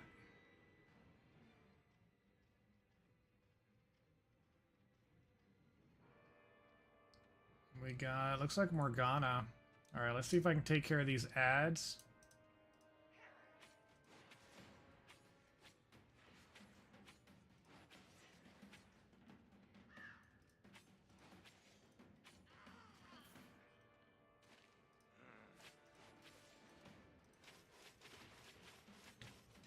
Because if you try to do the boss with these ads on here, it just makes it a little bit more difficult. Alright, I see two more over here.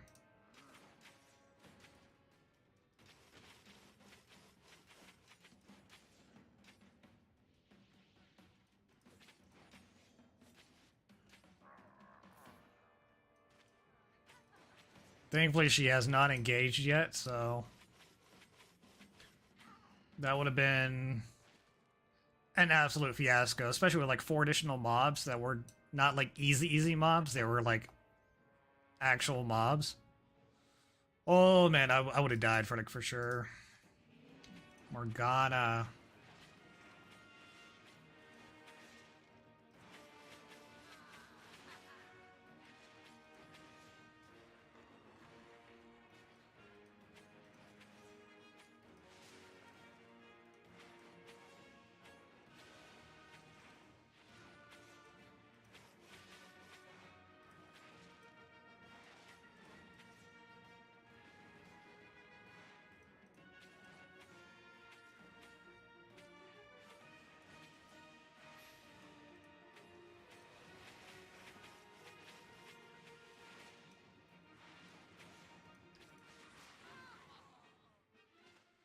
Alright. She wasn't too bad. I think the first time I fought her, oh my goodness. Alright, so 16,000. Got quite a few 5.1 or 5.0 boots. So you can see your red, or the 5, Roman numeral 5, that's tier 5.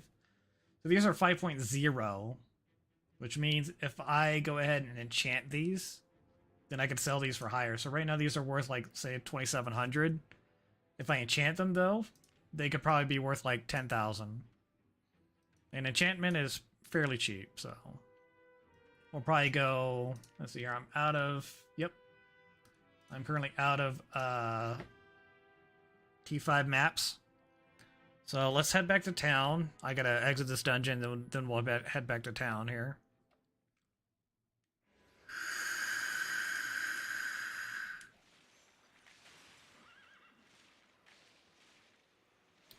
Cost me about 2,000 silver to get back, which isn't too bad.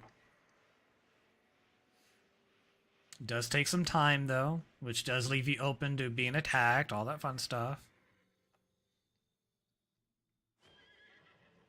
Alright, now to make my way through this mess. Alright, so I need to repair. It cost me 21,000 to repair all my items and all the items that I picked up. So for example, so I picked up this hood, right? Well, its durability is 85, okay? If it has any loss of durability, I can't sell it. I have to repair it before I can sell it. Plus, whenever you die, you lose like 5% of your durability automatically. So I died like 3 times, so I automatically lost like 15% durability.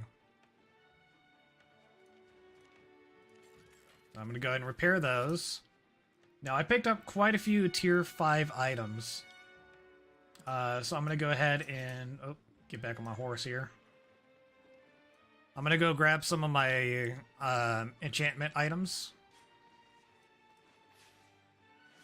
Alright, so right now what I need right now are the expert runes, which are T5.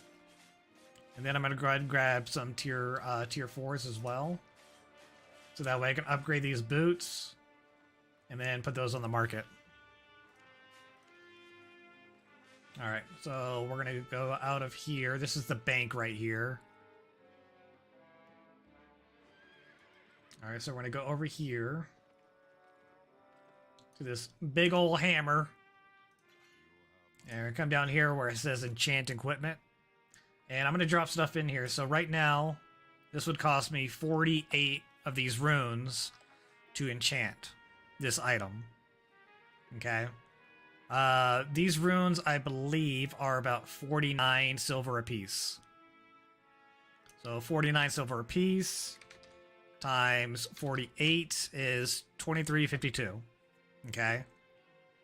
So it automatically cost me about 2,300 silver just to enchant it. Okay. I can get, without enchanting it, I can get about 4,000. Okay. So if I enchant it, it's going to cost me about a total of about 3,000. So I should get back at least about 8,000. Hopefully. I'm going to go and enchant that real quick. Then go ahead and drop this tier 4 in here, which I have tier 4 runes. Go ahead and enchant that one. And tier 4 runes are extremely cheap right now. They're like 17 silver a piece. So if you get any tier 4 items that are 4.0, which basically means you don't see a green dot in them. For example, like these. You'll see these down here, these rows or diamonds. If it has a green dot in the first one, that means it's already enchanted. If there is none, then it has not been enchanted, which means you can enchant it. Which I highly recommend doing. So I'm going to go and enchant this one. Can't enchant green. Okay, this is a green item, which is tier 3. Can't enchant that one. So I have to sell it based on whatever it is. I did earn about 40,000 silver worth of bags of silver. I'm going to go ahead and use those. So that's automatically 40,000. Not bad. Another tier 3 item. I can sell this one straight up for like 4,400. Sell this one for about 850. These are junk items, basically. All right, here's another tier 5. Go ahead and pop that in there. Another tier 5. Go and pop that in there. And one more. All right. So by themselves, these items shouldn't be worth much. All right, so here you see my potatoes finally sold. Sold them for about 139,000 total. So that's automatically just basically paid for the entire set that I'm currently wearing. So if I died once, I would break even basically in a tier 6 zone or tier 7, whatever. Alright, so I'm going to go ahead and put these stacks back in here. I'm going to save these. I like to save these right here, the souls, and the runes. So if you see those, I recommend saving them. They'll help cut down on additional costs to upgrade later. The tier 4s are, like I said, extremely cheap. But I recommend just keeping them anyways. Alright, everything else here, go ahead and stack this real quick. So everything else currently in my inventory right now, oh, let me go and save that tier 8 real quick. Everything else is going to be sold, basically. So everything in this inventory right here is going to be sold. So everything is worth about 62,000. Okay. I was here, I upgraded it to tier 1 or to 5.1. It's telling me I'm only going to get like 6,000 back, so not much. These, not much. Blah, blah, blah. These got bumped up to like 10,000. 6. Whatever. So it could be beneficial to upgrade items, to enchant them, I mean. Not always. So don't quote me on these things. But the market does fluctuate, so... get seeds. Okay. So I'm going to go ahead and sell these. Okay, that's 6,400. Nothing. Very cheap, so probably wouldn't have been worth to upgrade them.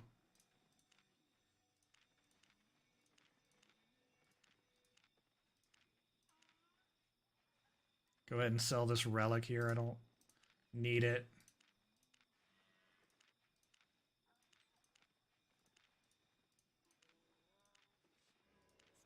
So yeah, total about 60 something thousand just from selling items or upgrading them. Very minimal. Obviously, we could have done better. But we didn't really get many good drops in the dungeons. I ran like, I think 6 tier 5 dungeons. Got mostly junk. But I was able to complete those 6 dungeons within basically 2 hours.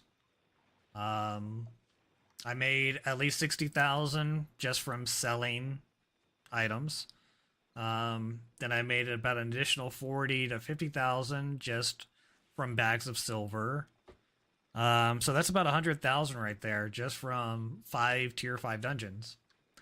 Now, in the scheme of things, not worth it. If your goal is to make silver, obviously that was not very cost efficient. Each map, let me show you here real quick. So each tier 5 map, let me see if I can find them. I don't need, yeah, there we go. So each tier 5 map cost, just to open the dungeon, costs about 9,000 silver.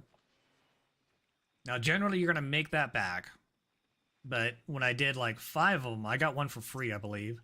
But when you do 5 dungeons, that's about, what, 40,000 silver that you've already spent.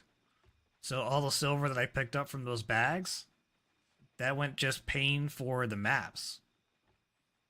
Whereas the everything else that I sold, that was just pure profit. Which was very, very nominal. It was like 60,000. Not worth much. So you're not really going to make a lot doing tier 5 or tier 4 dungeons. You're going to get decent combat fame, which is to make your items better or whatever. Get more experience in that gear, but as far as like making money, no. Ain't gonna happen. You might get lucky every once in a blue moon and come out with like something worth like 100,000 or maybe even 200,000 total out of one dungeon. That is a possibility. That has happened to me before. but the odds of that happening are very few and far between with a tier 4 or tier 5 dungeon. If you're running tier 6 dungeons or tier 7s, there's a much higher chance of getting that high level of silver, or those better drops. But again, that also very much increases your ability to die from mobs, other other players, and basically lose everything that you've not only picked up, but everything that you're currently wearing. Which means you come back to town, you got nothing. So you would have to rebuy everything that you were wearing all over again, plus you just lost whatever you just picked up. So it's a very tough game, very PvP heavy, because people know that they can get pretty rich off of attacking other people. I mean, just how it goes. So with the build I have, I'm not really very confident in my build to be able to PvP with it a whole lot. So that's why I'm very, very cautious about going into like a tier 6 dungeon or tier 7.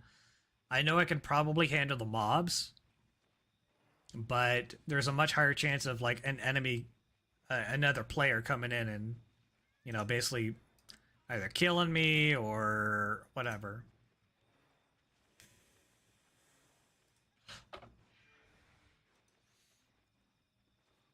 All right, I got about an hour and a half left or so. Let's see here.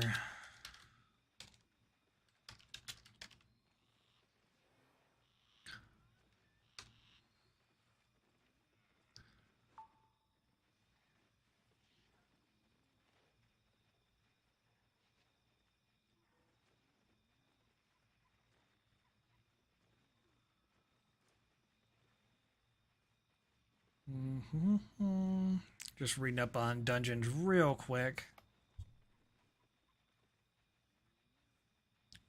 Oh, wait.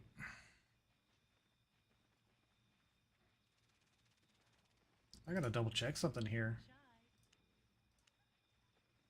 Oh, wow. Those are expensive. Even more expensive. Dear Lord. Alright, how about a tier 4? Cheap. Cheap-ish. Not cheap at all. So I think those will basically give you better chances at better loot. So this will give you like a slightly better chance at loot. So the enemies in this dungeon will be 36% stronger, which also means that the rewards are also adequately increased. So normally when you enter a dungeon, like a common dungeon, it's going to be about 9 to about 19% harder than normal. And so are the rewards. So 5.1s, ooh, that might be a possibility to run 5.1 dungeons. They cost automatically 40,000.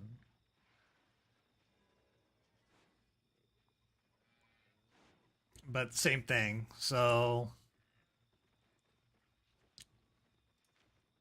I don't know. It's kind of a risk either way. Let me see here.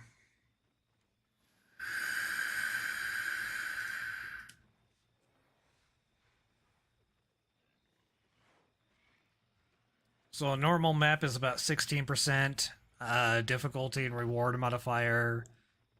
Uncommon 36, rare is 58, and exceptional, which is purple, is 84. So I could potentially run like a tier 4 dungeon. Exceptional. I don't know, that's tough.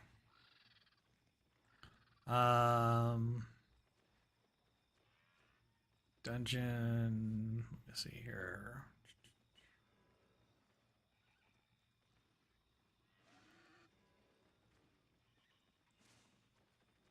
Alright, so let's see here. Let's see, tier 6. Tier 6.1s would be 45,000. Which is a little bit more expensive than the estimated value. But the regular common ones are pretty cheap. Because not many people run tier 6 dungeons. Because like I said, the risk, it may not outweigh the rewards. So again, with my current build right now, my current build costs about, I would say roughly about 200,000. Let me see here. Go to my loadouts here real quick. So my tier 5.1 optimal. So if I get everything 5.1, it would cost me about 124,000. So tier 5.1 equals about a tier 6. Retrospectively, it also equals like a tier 4.2.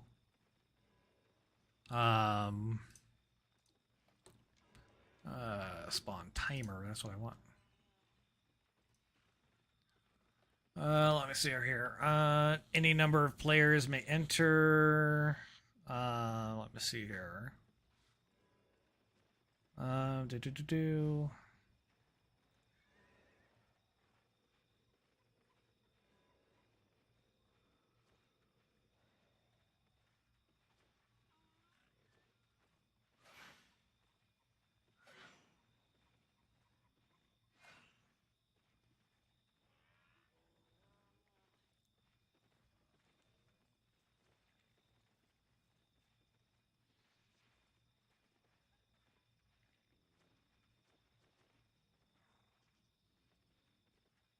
I'm trying to read up on if the entrances despawn. I'm not really seeing a whole lot of information about it because I was told that the entrance to a dungeon is supposed to despawn after a certain amount of time. Therefore, not allowing anybody else to enter that dungeon, which means it's just you and the mobs. That's it. That's all you got to worry about. I'm not really seeing much information on it, though. Let's try despawn. Timer for dungeon closing.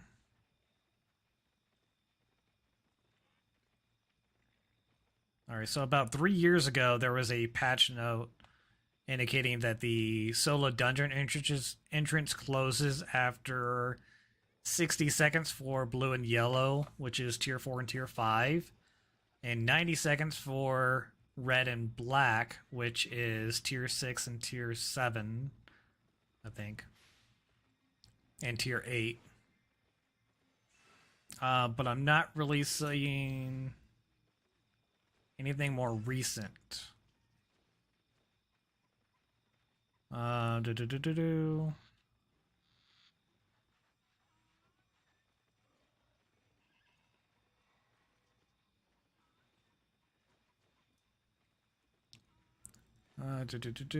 I'm not really seeing anything absolutely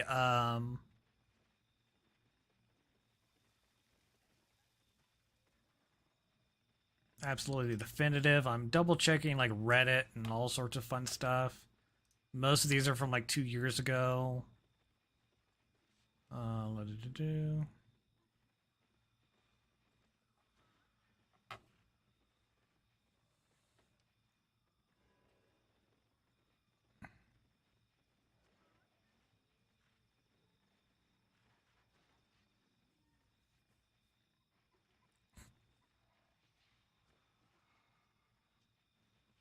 Okay. Alright, so now if I'm gonna be doing like a tier 6 dungeon, I need to get a cheaper build. Or I need to be walking away out of that dungeon with at least 120,000 just to break even in case I do die. So I need a much cheaper build. Now, you can do a tier 6 dungeon with a 4.1 build. And let me show you what I mean here. So that means right now I'm running 5.1. Okay. So if I want to do like a 4.1 set, that'd be like, say for example, my helmet would need to be 4.1. So you can do that. Let's see here. Scholar. So tier 5 Scholar runs about, or tier 4.1 Scholar runs about 4,000. Not bad. It's pretty cheap. I'll go ahead and, but if I do it like a 4.2, it jumps up pretty high because the cost to upgrade it for tier 4.2 has also increased. So you have to play the market. You really do. If you're trying to get the best build humanly possible for the cheapest amount, you gotta pay attention. Don't just start buying stuff just because it's quick and convenient. That's how you lose money. So make educated. So let's say, for example, so in order to upgrade this to a 4.1, I would need about 40 to 50 tier 4 runes. Tier 4 runes are going for about 16 apiece, so I need 50 times 16 would be about 800 additional silver. Okay. So if I bought it at a 4.0, it only cost me 896. Then if I upgrade it, it's only going to cost me like an additional 800. So that's about 1700 right now. Whereas if I buy it at 4.1, it's going to cost me like 3 times that amount. Okay. So let's buy the regular 4.0 set. So I got 4.0 right here. And then I'm going to upgrade it to a 4.1. Okay. We're going to do this for each item that we got in our inventory that we're currently wearing. So spear, cape, armor, boots, torch, blah, blah, blah. So I'm going to go over here to leather armor. Let's see what we got here. Now, I don't want hunter. What I'm running right now is merc. I like merc. So I need okay. So a 4.0 T4 jacket would be about 3,000. If I bump it up to a 4.1, it's going to cost me an additional, like, about 4,000 silver. So I would definitely want to buy it at a 4.0 and then upgrade it. Okay. So we're good there.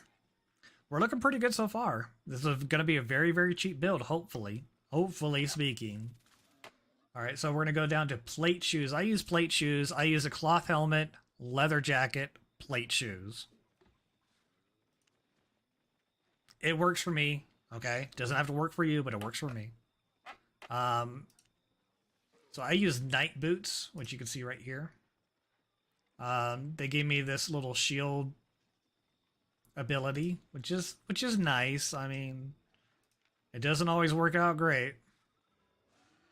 Okay, so it cost me about 755 for a 4.0.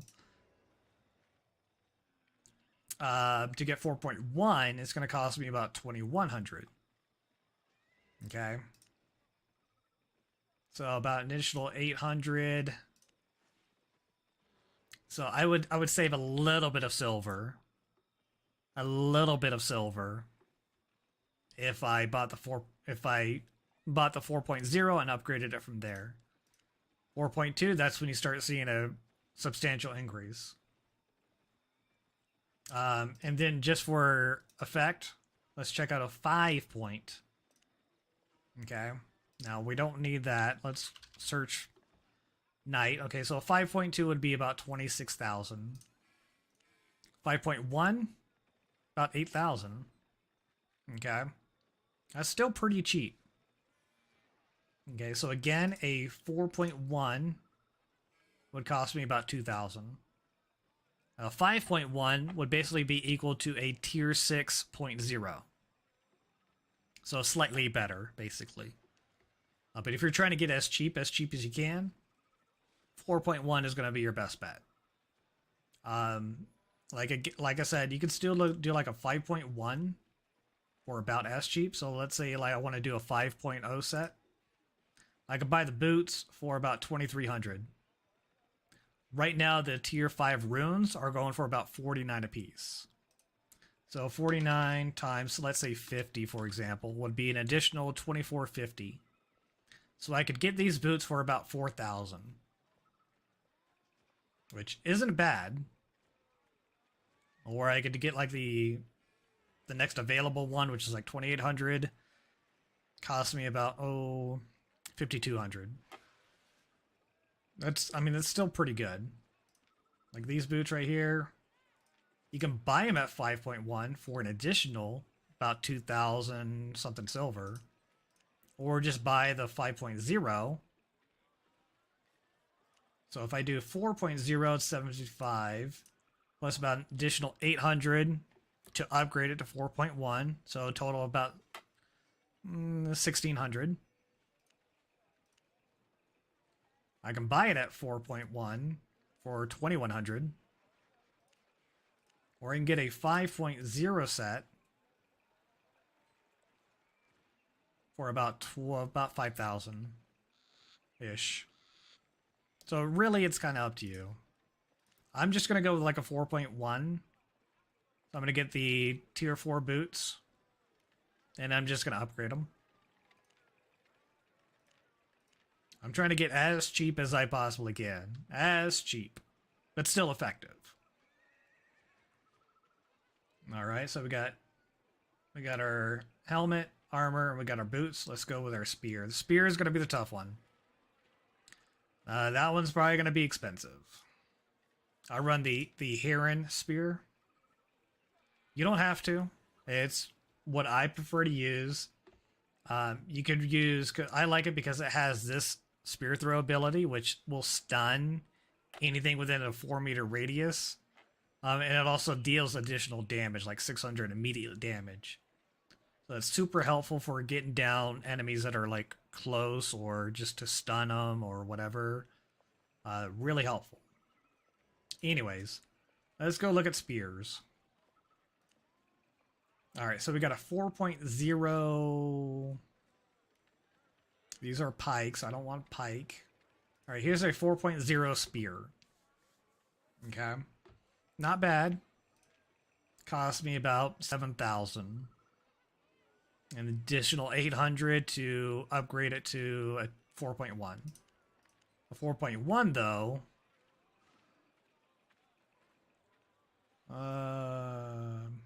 would cost me about 17,000. Very, very expensive. Let's check but these are just regular spears. Okay, like I said, I normally run a Heron. So 4.1 is even more expensive. 4.0, not that bad. 11,000 plus about 800, maybe 1,600 to enchant it. So you're looking at about 12 to 13,000. It's not bad for a 4.1. All right, so I'm gonna go ahead and buy that one, and then I'll upgrade it. And then let's go to Torch over here, which is the offhand. And Torch, all that does is just increase your cooldown, or it decreases your cooldowns of your skills. And it also increases your attack speed, which is helpful. There may be other more helpful offhands that I could carry, but you know, I like this one. Alright, so we need just a regular Adept's Torch. So 4.0 cost me 1,400. Whereas a 4.1 cost me 5,000 almost.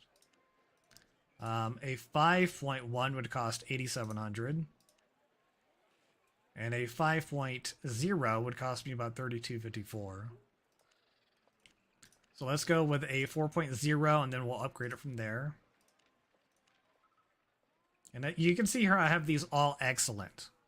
Okay? These are all excellent, which is basically just the grade of what it is. So let's say, for example, right now this is on excellent. So item power is at 925. Cooldown is at 5.6. Attack speed at 9.5. If I drop this down to, let's say, normal, we got 5.3. We got 8.7. So this one increases it by 0.3 on cooldown. And then like an additional like 0.6 or 0.7 for the attack speed. And it also increases the item power. So it's kind of worth paying just a little bit extra to get excellence if they're cheap enough. If they're just ridiculous price, obviously don't go for it.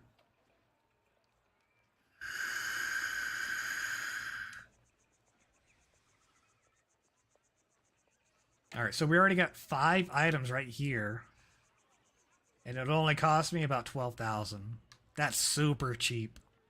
Like dirt cheap.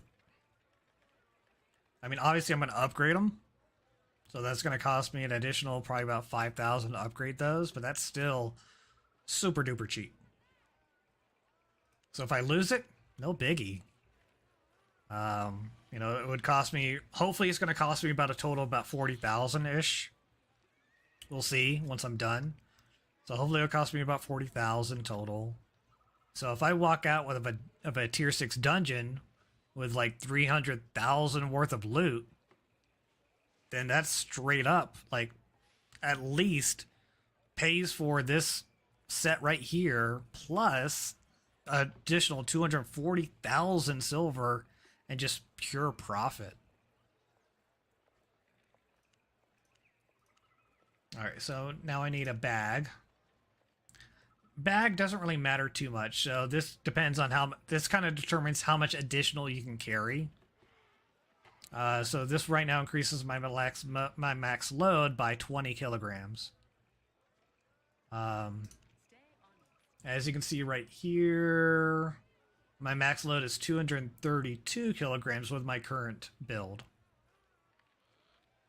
And my bag right now is able to do 129. My horse is able to do an additional 53. So, anyways. So the bag doesn't really matter a whole lot. You can get something, you know, cheap and cheap. But I'm going to do a tier 4. Okay. Looking at about 2450. These you don't really need to upgrade if you don't want to. 4.1 would cost 4,000. Tier 5. Now you're looking at something a little bit more expensive. That's a 5.1 right there. And no. Oh, not masterpiece.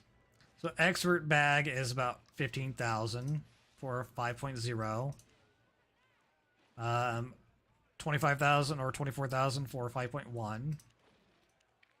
4.1 is about 8,000.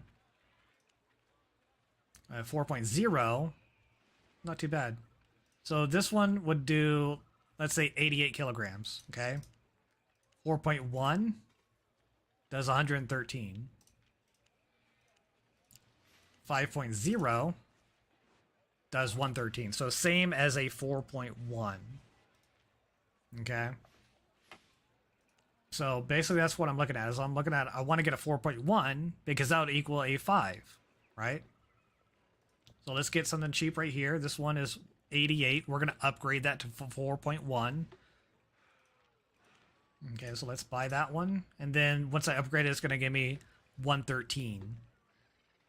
All right, and then lastly, let's go and do the cape. Well, not lastly, but getting close. All right, so regular cape going to cost me about 5,000-ish. 4.1 would be about 65. Tier 5.1 would be 12. And a tier 5.0 would be 75. So let's go with a 4.0, and then we're going to upgrade it from there. So I have every single item that I'm currently wearing only going to cost me 20,000. I mean, obviously before upgrading them. But again, upgrading them is extremely cheap right now. And then lastly, I believe you do lose your horse, if I remember correctly. So let's go ahead and go down to mount right here. Now, I don't want anything expensive. This is just a normal, regular old mount. So we're going to do all All right, tier 4 is still about 24,000. Tier 3 bumps it down quite a bit. So tier 3 riding horse, which is what I currently have right now, is about 12,000. All right. Now, I don't need to buy it. I already have one. Okay. But if I die, I will lose the mount. I'll need to come back and I'll need to rebuy it. No biggie. 12,000 is pretty cheap. It's just a mount. It's just trying to get you from A to B. All it's trying to do. Obviously, it's trying to. Obviously, the faster you can get there, or the faster you can get away, that's obviously helpful. Especially like in tier 6. But it's really kind of just up to you.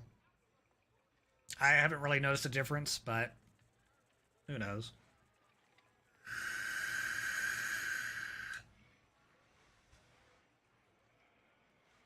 And then for the food, I'm doing Danglemouth Catfish. Right now it's telling me that it's going to cost about 5,000 a piece. Let's double check that, because I'm not too sure about that one. So that's a tier 7 item. We're going to go down to consumable. We go down to fish. So, okay. Danglemouth is only costing about 1,500. Okay. So if I do 10 of those, that'll be about 15,000. Each one lasts about 30 minutes. So if you want to get like really, really specific, you know, tier 6 dungeon will probably take you about 20, maybe 30 minutes. Obviously don't pop this until you probably get to the dungeon or inside of it. Or wait until the timer for the dungeon is supposed to despawn and then pop it. Really kind of up to you. But these aren't very expensive. And like I said, you can only carry like if you want to, you can only carry like a few at a time just to make sure. Just so you're not automatically buying like 15,000 worth of fish. And then like losing all of it. So what you could do is you could carry like 3 at a time, for example. That should give you enough time to do like 2 to 3 dungeons, maybe more. Who knows? And then it would only cost you like 4,500. So if you lose them, I mean, you're going to pop one as soon as you get there generally. So you would only technically lose like 2. Although, actually no, technically you're losing 3. Never mind. Alright, so that's not too bad. Too bad. Okay, so right now I currently have 3 already. I know you can't see it, but I currently do have 3 already, so I'm going to go and keep those there. But if I do need to rebuy them, okay, they're not too bad. And that's everything that I needed to buy. Okay. So what I'm going to do is I'm going to create a brand new loadout. Okay, and I'm going to show you what I mean here. Over here, you can't see it because of my goal is there. Go to loadout. And I'm going to create a brand new loadout. I'm going to name it Tier 4.0.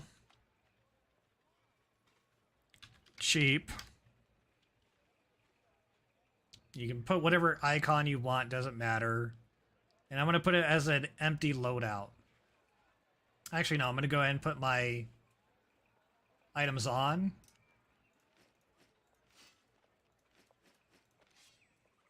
There we go. I'm going to go and put my items on real quick. That way it can tell like what I'm talking about. So everything right here is what I want to rebuy if I die, right? Okay. So I'm going to go ahead and start my loadout creation from the current equipment. So what I'm currently wearing. So I'm going to go and create that. Okay. And as you can see here, it pops up with everything that I'm currently wearing. This is my loadout. So whatever I change here doesn't affect this. Okay. So you can change whatever you want here. It doesn't matter. All right. But everything here looks good. Everything is 4.0, which is what I want, which is what I want to buy if I die. I got 3 fish right here, which is what I want to buy whenever I die. A tier 3 horse, perfect. All right. So now I'm going to take these items and I'm going to go put them in my chest. So when I'm running like tier 5 dungeons or whatever, that's what I want to have. But obviously I do need to have tier 6 maps. So let's go buy maps. There it is. Mappy maps. All right. So right now, tier 6 maps are about 6,000. Now, generally speaking, I probably only want to do like 2 or 3 at a time before I come back to town to make sure I don't lose anything. It's up to you. You can do 10 at a time. You can do 40. You can do 1. It's entirely up to you. Okay. I'm going to do 3. They're fairly cheap. So I'm going to go ahead and buy 3 of these. All right, so there's 1. There's 2. And there's 3. That's probably the most that I want to carry on me at one point in time, or do at one point in time, just to be safe. Then after I do those 3, if I am still alive, then I can come back, sell whatever I picked up, buy 3 more, go out and run them, blah, blah, blah. Well, like I said, it's up to you on how you want to do it. You can do more, you can do less. I'm going to run over here to the bank real quick. Drop these items into my chest for safekeeping. So that way all I have on me are just these maps. Okay. Now I do need to upgrade these 4.0 sets to 4.1, which means I need these Adept runes right here. I'm going to go ahead and take a stack of Adept runes, put them in my inventory over here. And then we're going to go run out. We're going to go enchant these real quick, then bring the runes right back.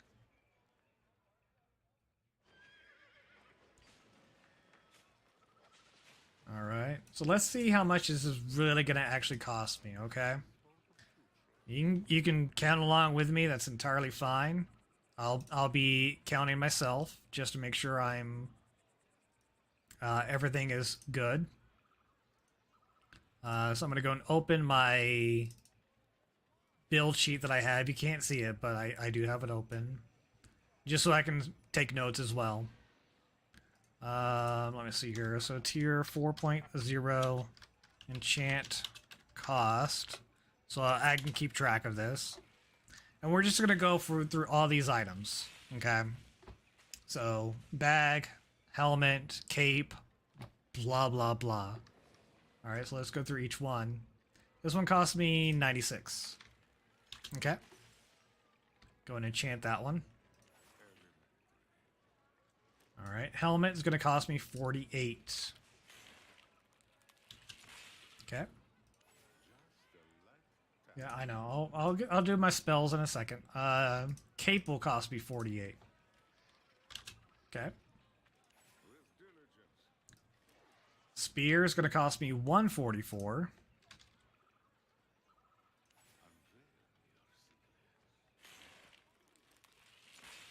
Armor is going to cost me 96.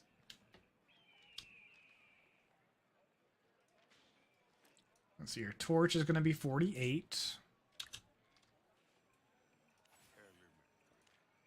And then boost. Oop. Went away. My bad. Sorry about that. And then boost is going to also be 48. All right. So in order to upgrade everything that I currently have right now, it would cost me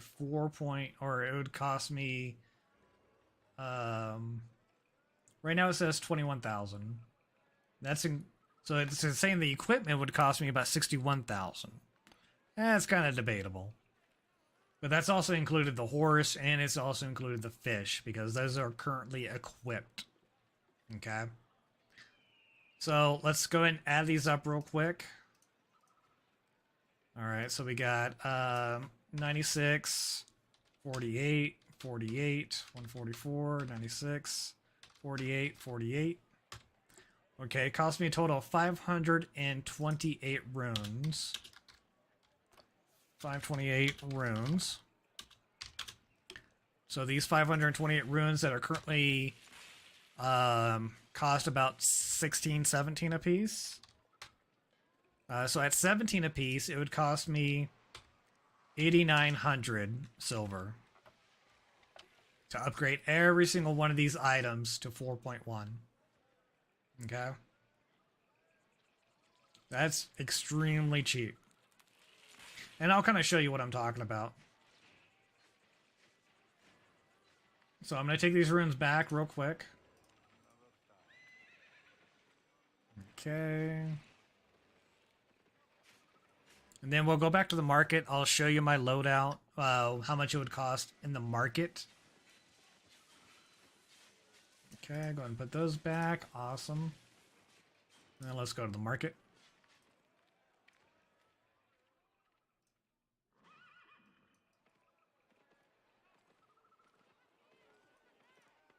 All right.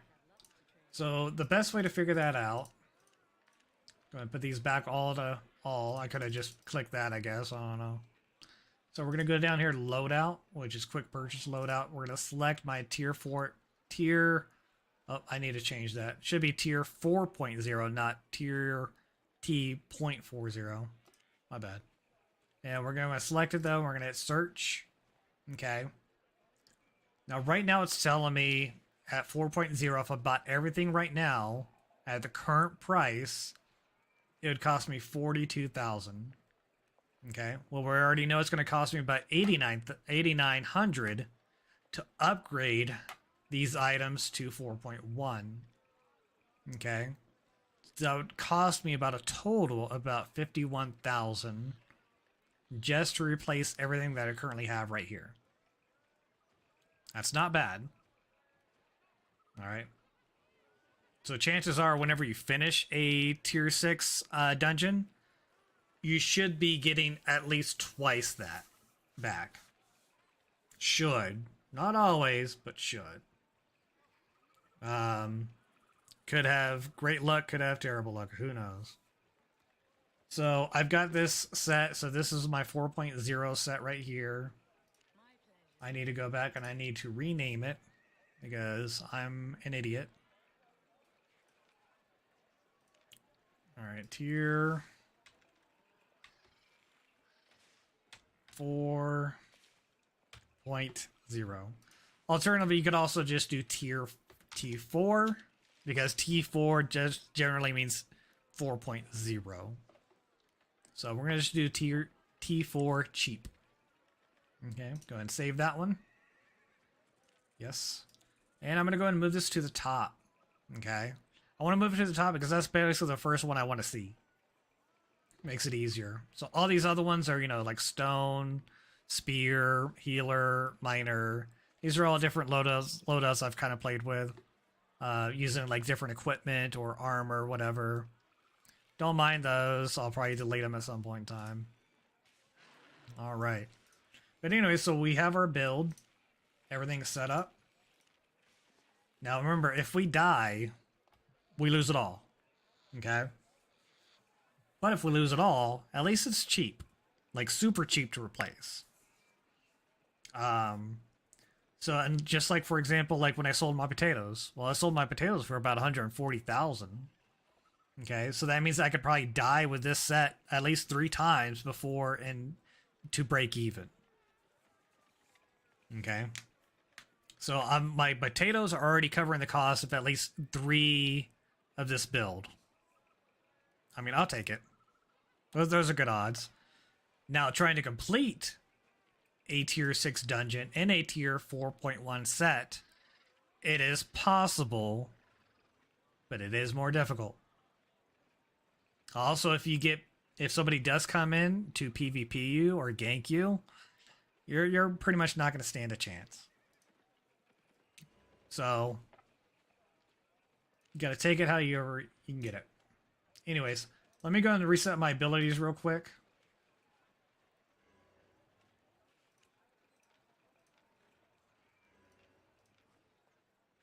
That one. That one's good. I definitely want to do lifesteal. So that's very helpful. I mean, you get like minimal, you know, you're poking something, you get like 10 or 15 per poke. It's not bad. This is kind of like my main one. So this one gives me 94 health whenever you deal direct damage within the next 6 seconds. And it only applies up to like 7 times. The bad thing about this one is that it has a cooldown of like 56 seconds. So very hard to rely on that.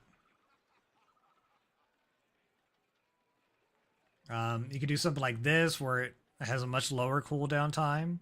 You don't get any health back, but it increases defense and kind of pushes things away or whatever. This one will increase whatever health you got, basically. But you can't be in combat. So when you're in combat, this is what I like to use. For this one, I like to increase my attack speed. Let's see your torch, nothing. And then boots. Again, boots is kind of up to you. Probably the best one. I'd probably have to say the dodge. Because this one takes you directly to a target. Not past a target, to a target. Which kind of can help you get past like an AoE or something, but I don't know. It's very tricky. So I like to be able to roll out of the way, like everything. Plus it increases your move speed by 40% for 4 seconds. The cooldown time, I'm not a big fan of, but it is what it is. All right, we're going to do defense for this one, and that's it. Everything should have the abilities that I wanted on it. Just double checking. Okay. Everything looks good. Right now, this is telling me about like my total. The estimated is about 61,000 just for my equipment, which includes everything I'm wearing, the fish, and the horse that I currently have. That's just estimate. And then the 3 maps that I have, it's estimated at about 15,000. So total, you're looking at about 77,000 for everything that I currently have on me right now. Not bad. I mean, I currently have a lot of money to play around with, so I can make some mistakes, but I don't want to make a whole lot of mistakes. I want to be able to make money. Alright, so we're going to try to do this. We'll see how it goes. I don't know. I'll probably do 1 dungeon. And then probably come back.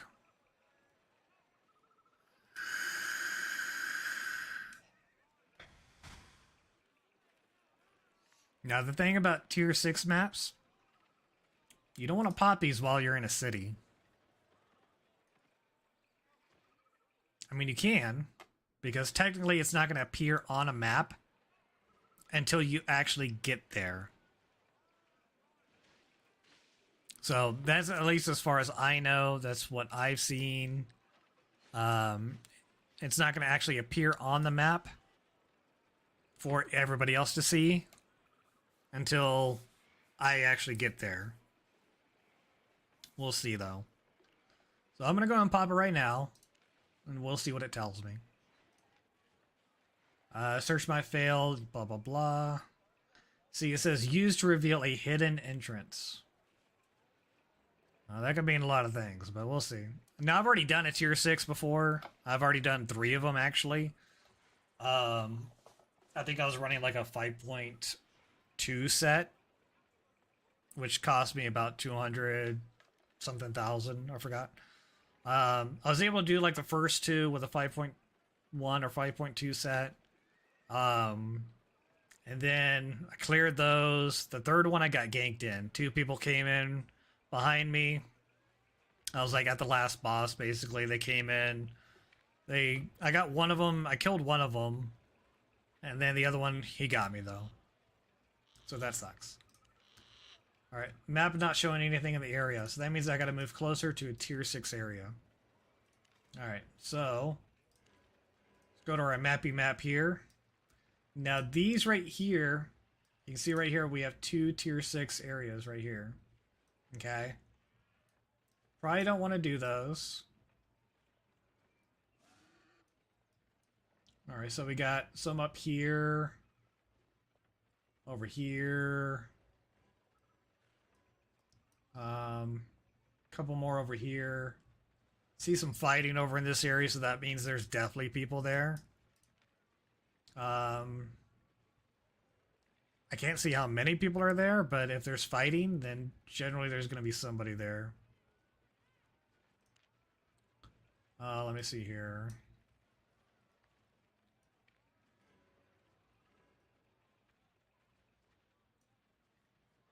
I probably want a D flag for this one.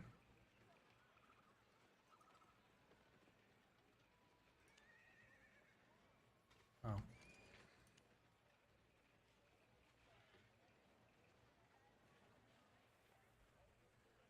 The less, like, PvP I have available, then the more chance I have of actually possibly surviving. Possibly. Alright, so now this shows that we are currently friendly. Okay? Which means I can't be attacked out of a faction battle. But I can still be attacked in a tier 6 area anyways, regardless. So actually, let's just go ahead and faction up anyways. So as you can see here, PvP results in knockdown in these two areas. Red means PvP results in death. Okay, I'm going to a red area, so if whether I die or not, I'm still gonna lose everything, so don't matter. Anyways, so I have to get closer to a tier 6 area.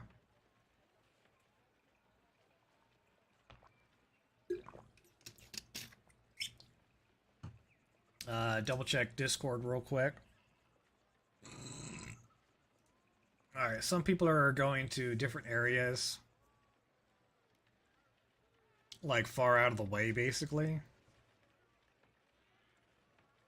So, step, okay.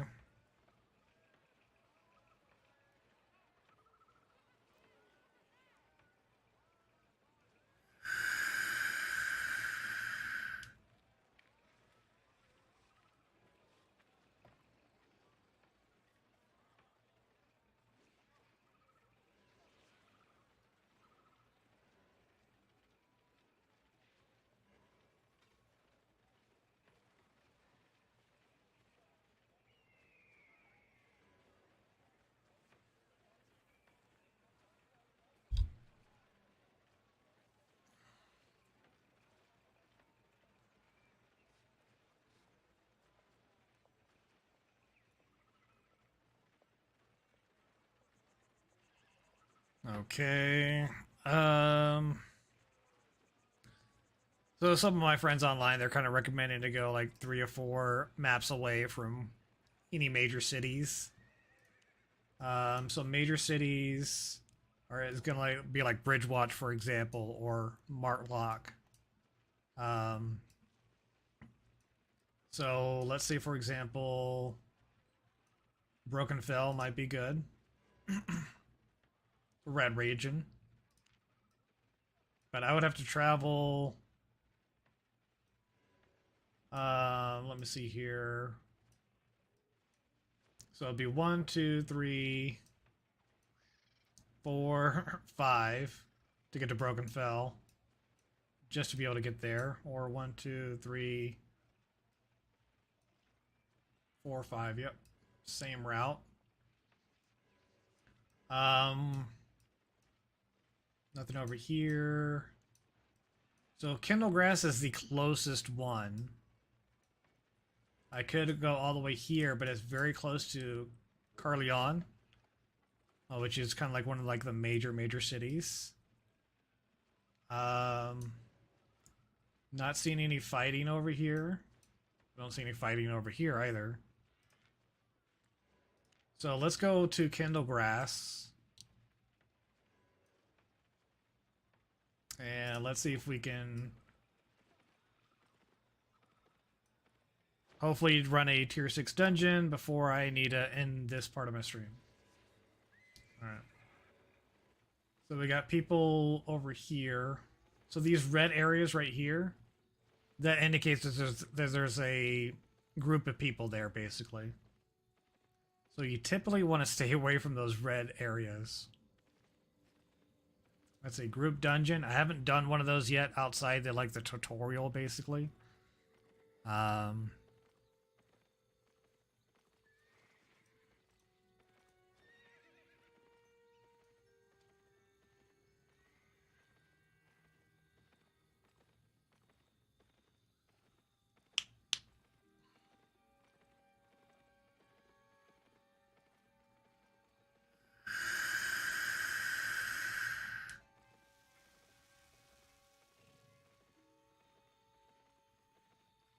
Get away, Cougar.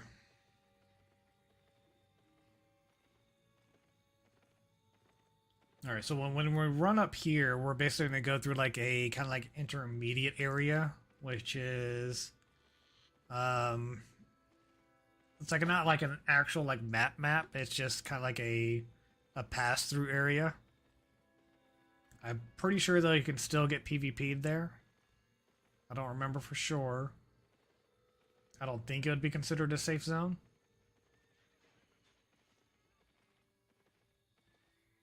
No, I don't. It does. I don't believe it is.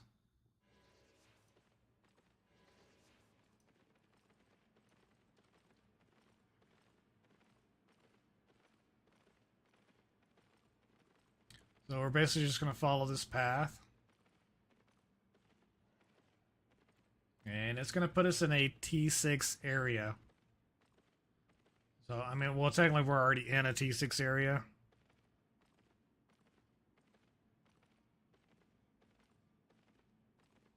But as soon as I get in this map, I want to go ahead and pop the map, see where it is, get there as quickly as possible, basically. Okay. All right, so it's in the same area. So we're gonna run there. It's right by a fort, though. Right by a fort. So definitely not a great area. Now I want to be careful about mobs. Mobs can still attack you, so like animals, stuff like that, or enemies that are currently on the map. If they hit you, that basically slows you down, which gives enemy players a chance to attack you, possibly dismount you, blah blah blah. Now right now, yes, I'm currently sticking to the road because if I go through here, I'm gonna start running into like mobs like that.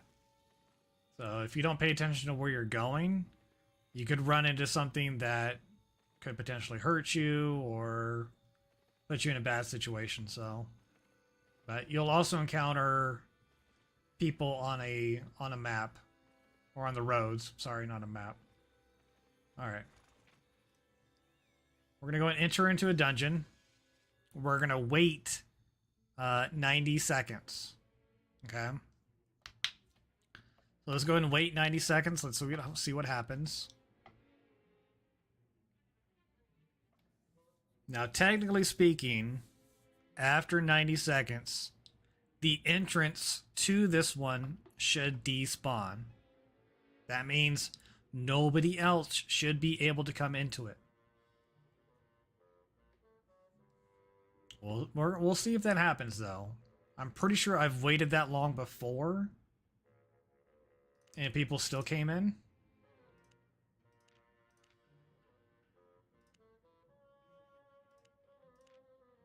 All right. Easy money. Currently, I'm sitting at approximately 4 mil. So we're going to go ahead and continue to wait. Now, I'm not sure if this is supposed to disappear. As far as I know, it doesn't disappear. But right now, we're just waiting. Hopefully, I don't know how long it's actually going to take. It should only take like 90 seconds. And I'm not going to attack anything yet. I want to be able to, if somebody pops in, I want to be able to get out. And then go ahead and mount up real quick and then run off.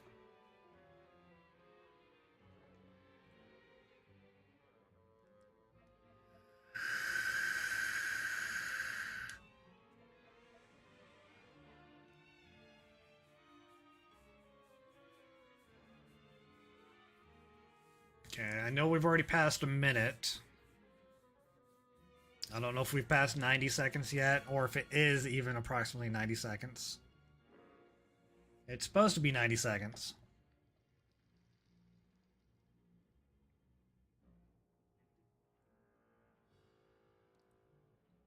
Okay, and right now this is telling me that nobody else is currently in the dungeon. If I see this number increase in any way, shape, or form, that means somebody else has come in. So let's see here. I was really hoping that it would kind of give you some type of visual indicator that yes, the entrance is closed.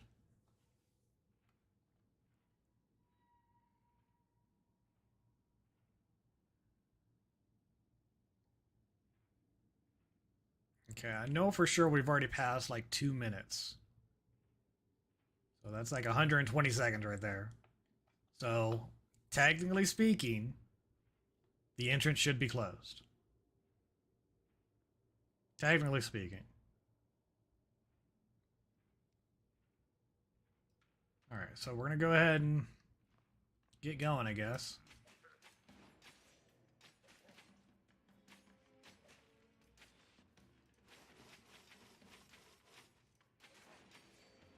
I don't do as much damage or am able to take as much damage with a 4.1 set. I do earn more silver, I do earn more combat fame, blah blah blah. I'm not sure, but I feel like I move quicker too.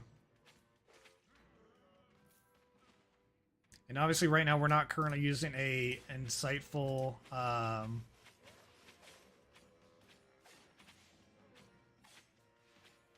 oh, you.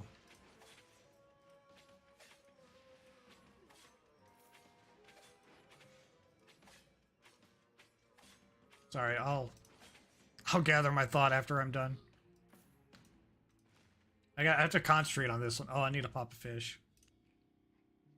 So I'm currently not running a bag. The expert bag, insightful satchel of insight, which would use up silver in order to increase the combat fame gained. So I'm not using one of those, so that's why I'm getting more silver right now. I'm keeping an eye on that little number of players, just to make sure. If I see it jump up to 1, though, I'm gone.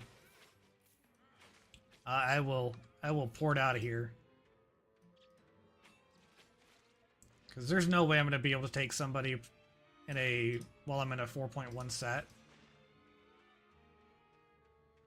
Most likely not. I mean, I don't even know if I'll be able to do the bosses in a 4.1 set.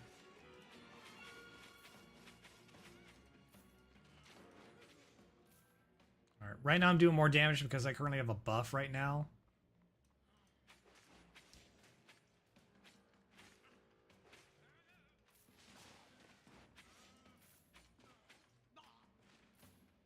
Trying to keep an eye on it. Oh, I hate archers.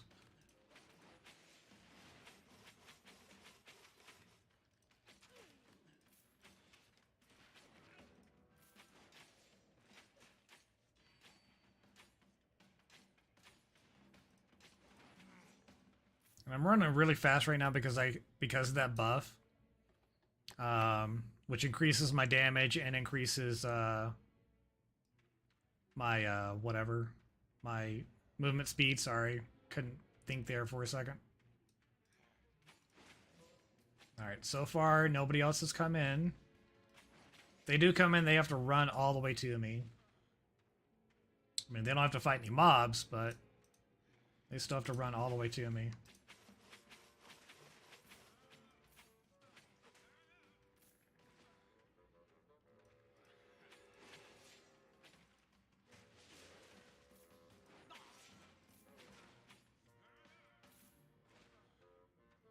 So far we're doing decent. We're coming up some really easy enemies right now. Don't get fooled, okay? Do not get fooled by that stuff. Crossbow and healer.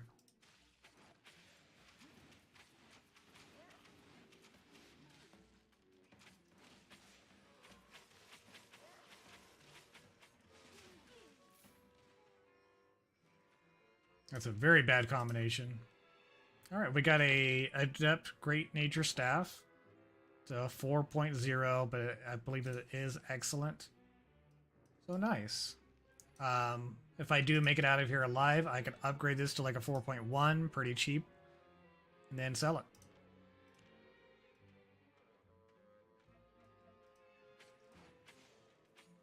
All right, so far I'm not showing anybody else in here.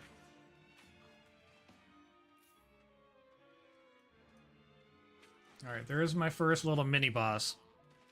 Well, let's see if I'm gonna be able to do this, guys. Oh wait, try to take care of this little mob right here. Move out of the way. All right, now let's try to fight him.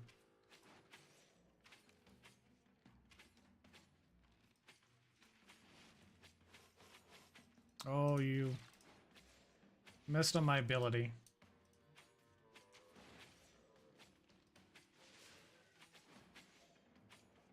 Oh, crap. I saw that one way too late.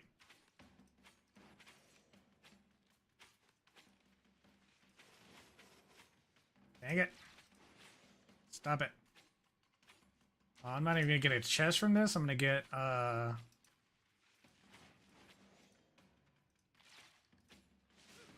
only gonna get a buff from this? Well, that kind of sucks. It's an insight buff, so basically that increases the combat fame I'm gonna be getting. Which is okay.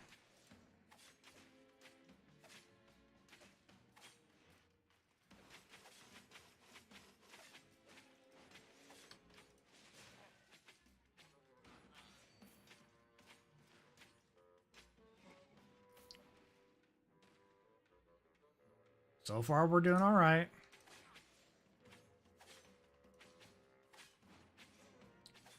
I hate when they get like closer to you. Like close. I'm like, bro, calm down.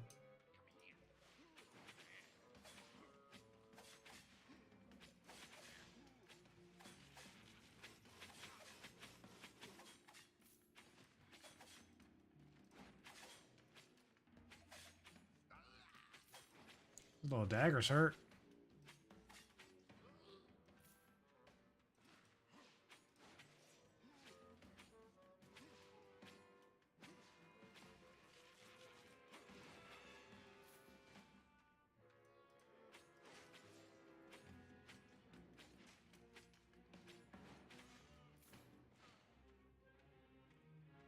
Making some decent silver, though. So as you can see here, silver drops are increased by 400% for 3 minutes and 20 seconds. Okay, so it's silver drop, not combat fame, sorry.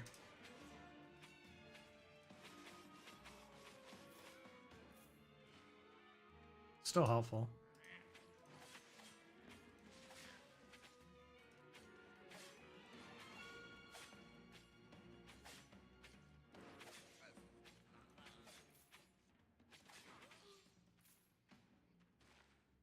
Oh, great crossbow guy.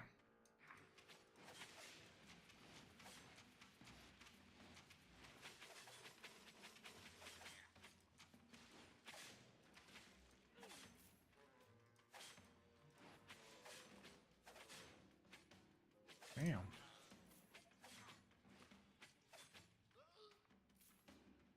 Kind of hurt me there. Man, those daggers, when they hit those abilities, they're like instant abilities too.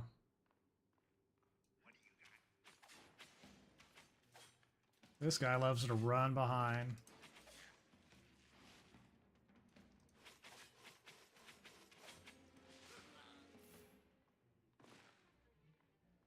Alright, we should be almost towards the end right here. Gotta be careful with these guys.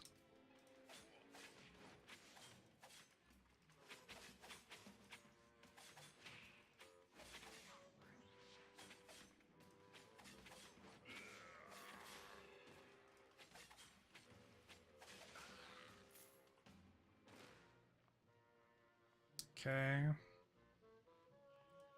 Crap. Crossbowmans. I hate crossbowmans, man. Ugh. Alright.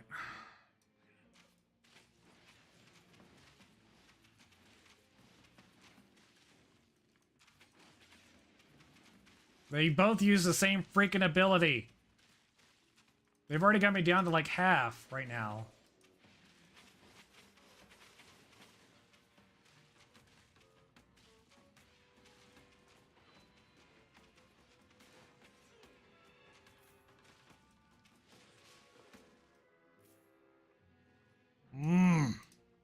That was way too close for comfort. God, I hate those crossbowmen, man. They spammed that freaking like 5-shot ability. And you had like this tight freaking corridor. Like, come on.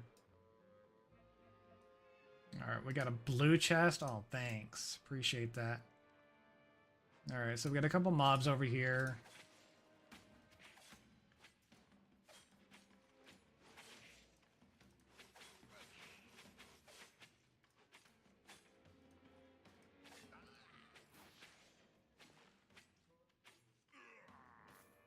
Okay. Junk.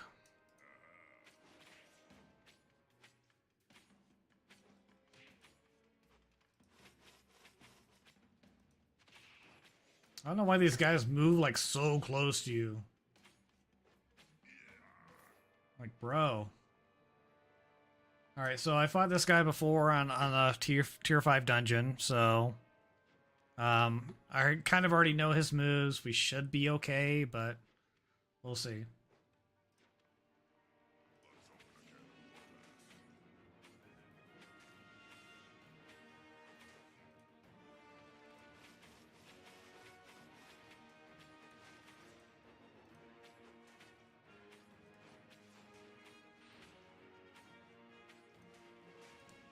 Shit. I wasn't able to see that one.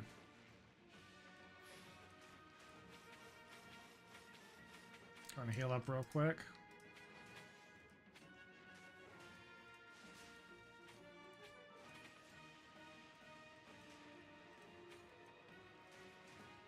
A lot of dodging.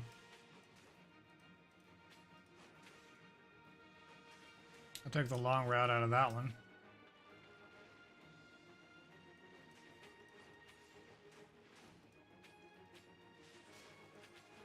Oh, great.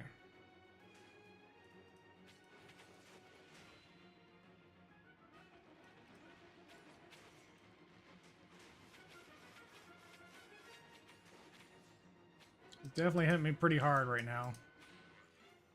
Alright, thankfully I was able to beat him. What do we get? 60 something thousand. Okay. Got a nice little cleric's robe. 5 point whatever. So it's supposed to give you like a 254% bonus, which is some of this is pretty nice gear. I mean, I could potentially upgrade it to like a 6.1.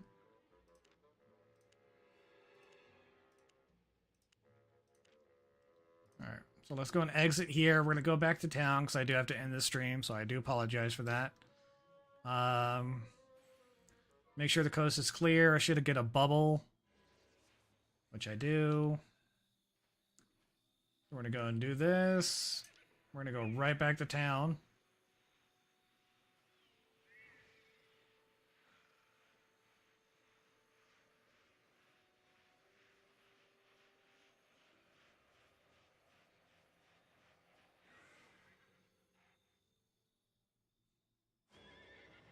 All right. So we successfully completed a tier 6 dungeon. Got a little bit close. Only cost me about 830 to repair everything. Nice. Oops, get my horse. Alright, let me see here. Some things I want to keep. I'm going to go and use up this silver real quick. So about 14,000 silver. Not too bad. So I need tier 6 runes in order to upgrade these things. Which I currently have about 20 on me. 21. Go ahead and put those in my thingy. Everything else I'm either going to upgrade or sell. So here's a tier 5. I can go and upgrade that. Which is a... It's a good... Okay. So I'm going to upgrade the tier 5. Upgrade the tier 4. And then maybe upgrade the tier 6s. We'll see. I gotta see how much it costs to upgrade them. Otherwise, I don't want to waste my time. Alright, so we're gonna run over here to the enchant. Can't enchant them yet, so I'm just gonna double check. So 96 for that one. And it should be 96 for this one. Yep. So I need at least about 200. Alright, this tells me it would cost about... Or it would be worth about 40,000. And... Okay. So we'll check prices here in a second. I know I can go ahead and enchant this one. This would be about 16,000 estimated if I enchant it. It's going to cost me like 192. So 192 at, let's say 49 a piece. Oops. 249 a piece. That'll be 9408. So it's not really worth it for me to upgrade this one. Let's see this one, for example, the 4. So right now it's saying it's, if I sell it as is, it's about 3,700. If I upgrade it, it'd be about 9,500. So that one's worth it. I'm going to upgrade that one. Worth it. And then let's see if the tier 6s are going to be worth it or not. So we're going to go to the market. We're going to sell what we can sell, and then if not, we'll see. Okay, so I need, looking for materials and runes, and I need a tier 6. So it would cost me about 218 a piece. So 218 times 200 would be about 43,000. Okay. So 43,000. So this one's 18. This one is about 18. Master's Cleric's Robe.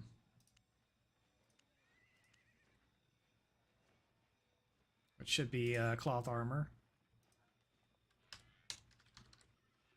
Master's Cleric's Robe at 4.1 should cost about... I should be able to sell it for about 42,000. Okay. Master's Knight Armor. It should be heavy armor. Or plated. It's about 34,000. That's how much it's going for right now. So, in all honesty, probably not worth it for me to upgrade them. To be honest with you. Because it would cost me about as much just to upgrade them than it would be to just sell them outright. So I'm going to go ahead and go here. I'm just going to sell them straight up. So Expert Warbow. Okay, so about 6,000. Staff, about 12. 18. 17. I'm going to keep the runes. I'm going to sell these relics. And yeah. So all told, I probably made in profit what it would cost to replace my entire set. It's not great. That was definitely not what I was hoping for. I mean, to cover the cost of my set, yeah, that's the least I should be getting. But hey, it is what it is. I still do have a fish active, but unfortunately, I'm at the end of my stream for right now. So yeah, that's kind of what we're probably going to be doing from now on. I'll be running tier 6 dungeons, hopefully not dying. I was able to complete that tier 6 dungeon. There was a couple of close calls, which would have really sucked if I would have died. So you're definitely kind of squishy. It's 4.1 is like the very, very minimal set you could use. Obviously it's recommended to use like a tier 5.1, tier 4.2, tier 6.1, or something along those lines, just to give you better chances of surviving. But obviously if you use those sets like 4.2, 5.1, 6. Or 6.0, those are obviously going to be more expensive. So if you can complete, are you winning, son? I don't know about winning. But yeah, Tiny, yeah, I was just about to end my stream. I kind of figured you were lurking around there. Oh yeah. Sorry, little Macho Man there. But yeah, so I was just kind of tinkering around with my build. I managed to get my build down to about 60,000 ish total or worth. If I buy the set, it'll be, I think, about 40,000 to buy the 4.0 set and then upgrade it to 4.1. Kind of like what Scorn was kind of, alluding to, which is what I was trying to get to, but for some reason a lot of stuff.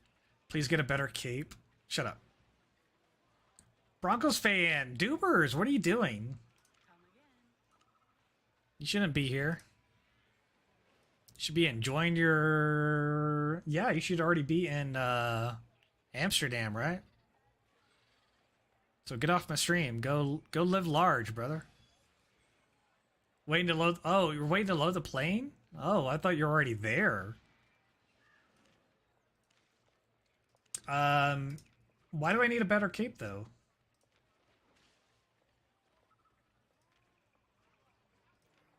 I mean, this one... if I was running like a Thetford cape, that'd be an automatic, 70,000 increase on top of what I'm currently running. I'm going for, the cheapest build possible in order to do, a tier 6 dungeon. This is that build. I could probably do, a tier 5.1, maybe?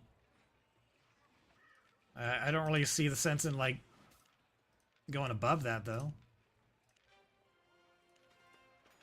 Let's see here. Cape, we're looking at tier 5. Okay.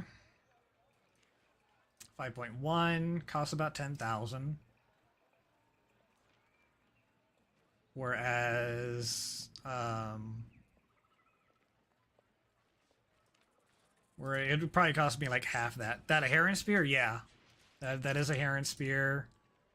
I like it. I was kind of going over this earlier. I like it. I tried out the regular spear. That's kind of why my specialization doesn't really match up with my torch, for example. So I kind of changed everything, blah blah blah, halfway through.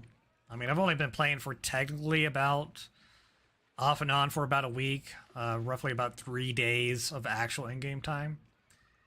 Use a Morgana cape, bro. Those are super expensive. You're killing me, dude. Alright. So, Morgana. Just get a flat tier 4. Flat tier 4 is as expensive than a tier 5. These are just regulars. These aren't even excellents.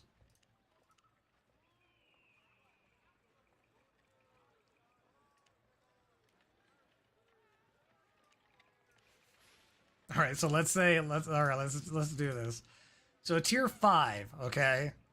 That's 90,000. What does it give me? Okay, 12 to energy, 15 to regen. Okay, I get just about that from here. The only thing this gives me is this. Increases cast times, or reduces cast times and increases attack speed by 50% for 8 seconds. It has a cooldown of 1.5 minutes. Quality, well, bro, that's huge damage. I don't know about huge damage. I mean, definitely it helps you on like your but it only activates when you use your third slot ability, which is the hell is your third slot ability? Is that the E? I think that would be E, right? Yeah. So, which is my which is this one right here, the Bloodlust. I mean, that's, I don't know, man. That's I mean, that's huge damage, but that 1.5 minute cooldown, because I would probably only use it for like bosses or like mini bosses, just to be able to get done with them a little bit quicker. But I mean, I'm already running like a 4.1 set. So like just the cape itself would cost more than the entirety of my set. Like just for the cape. 50% attack speed with Bloodlust on is Giganut. I mean, I'm not disagreeing with that. That is huge. If I get ganked though, which happens, then I basically just, I mean, you know, and I get where you're coming from. You gotta spend money to make money. I get where you're coming from. I got the money for it. I was basically just trying to do, they're 100% worth. Clear speed means money and survivability. Yeah, I mean, that's true. The Morgana cape, 90,000. Damn. Let's see here.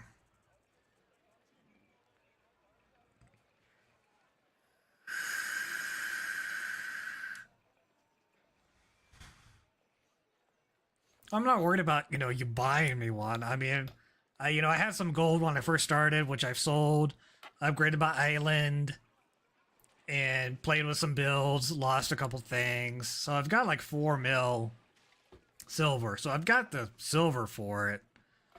I'm going to go ahead and take you up on it. We'll try it, okay? We'll go ahead and buy a spear, or a spear, a cape. No, I mean 90,000 isn't really much of a risk. I mean, I make about 140,000 just from selling potatoes, you know, once a day. So I'm not really worried about it. All right, so we're going to buy me a cape. Oh, what do I have unclaimed? I still have these? Dude, where are my buy orders? It says I have no buy orders running. Oh, wait. Oh. Let me remove these. Okay, so the tier 5 rune, I'll still keep that one. Lumberjack, I can get rid of that one. That's ridiculous, because I don't have lumberjacks anymore. You want to proc it as often as you can. I mean, I can proc it as soon as 1.5 minutes, basically. I mean, actually, no. Let's see here, because with my abilities, nope, still 1.5 minutes. So still just a straight up 1.5 minutes, basically. I was kind of hoping that was going to be a little bit lower with like maybe like a cooldown modifier or something. Let me see here. I don't really have like any. Use omelets for food. Omelets. I'm not too familiar with omelets. Sell orders. Man, I still got like a lot of stuff on the market, man. Stuff needs to sell. I got all this crap. That would cover the cost of like probably like 3 Morgana capes right there. All right, food, omelet. Oh, that's not that one. Chicken omelet. I don't know if that's worth it. Increases cast speed and cooldown rate by 5% for 30 minutes. I mean, I'm running the catfish, you know, which increases my health regen. I feel like that is more worth it than these are.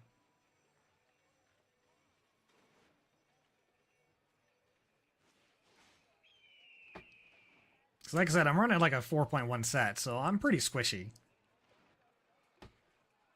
I mean, I know that you can technically do like a tier 7 dungeon and a 4.1 set. I don't know how that's possible. I seriously don't. I mean, realistically speaking.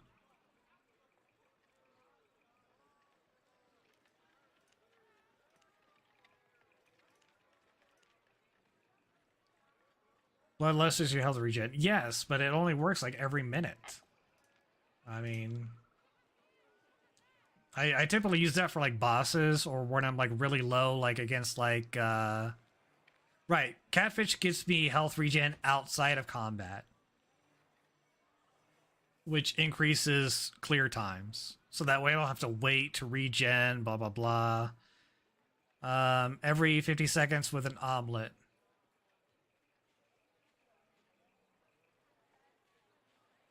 What? Break that down for me. I don't really understand what you mean there. 50 seconds with an omelet.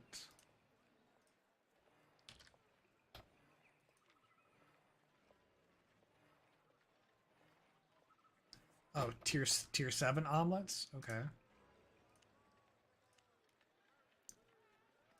Damn, for 3,000? Okay. And they increase cast speed and cooldown rate by 13.5%. Which would decrease the cooldown of this one by about 6 seconds, maybe. So it'd put it at about 50 seconds. Okay. About 9 seconds.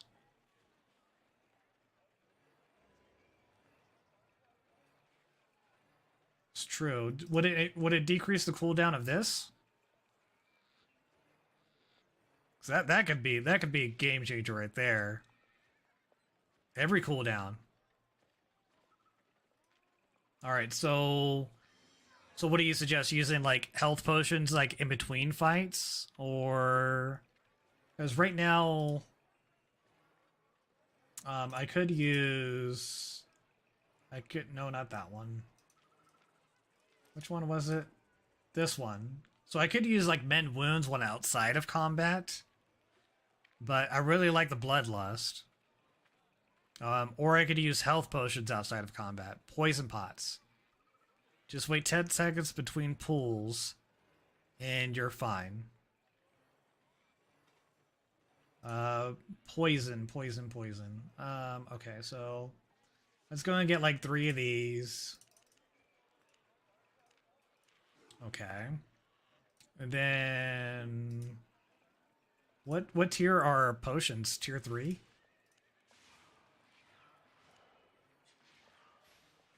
Oh, tier 6 poisons. Sorry. They shred resist. Okay.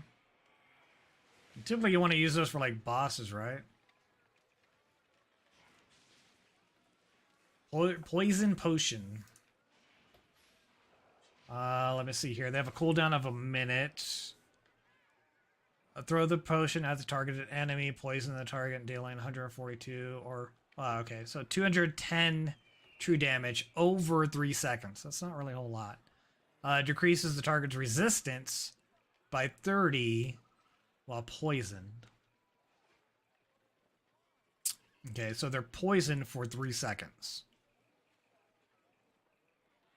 Okay.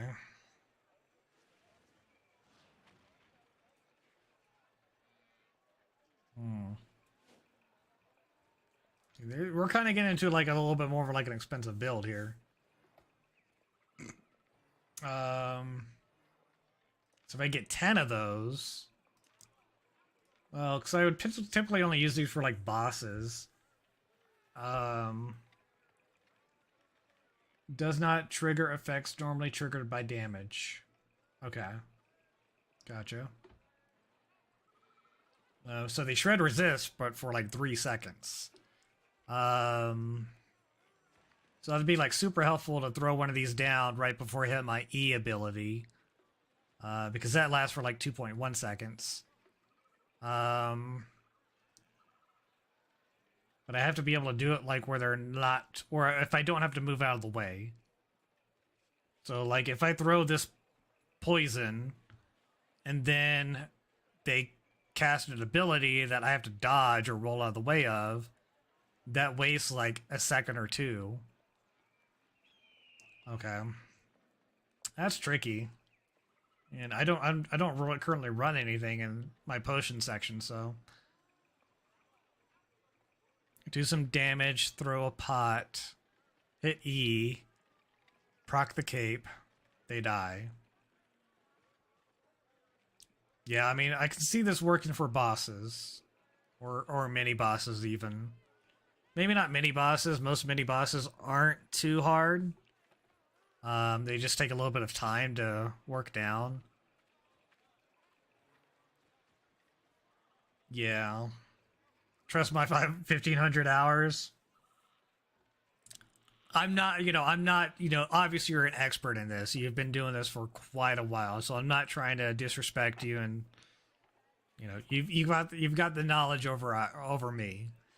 All right, so I'm gonna trust you on this. I'm not sure how this is gonna go, but so what do you want? Like 3, 10, like a stack of 10? Because I typically, I would only run about 2 to 3 dungeons at a time. If you really want, you can go health pots. I mean, I'm not too worried about it. As long as I have my bloodlust, I'm okay. So if I can use my bloodlust more often, then that really helps. Alright, so I guess we'll go with like a stack of 10. That should... I imagine that should get me through... through at least 3 dungeons, I would say. 30? Yeah, fuck no. Yeah, we're not doing that. No. I'm not just tossing poison at everything I come across. No. I'm going to be using these for like mini bosses or bosses. That's it.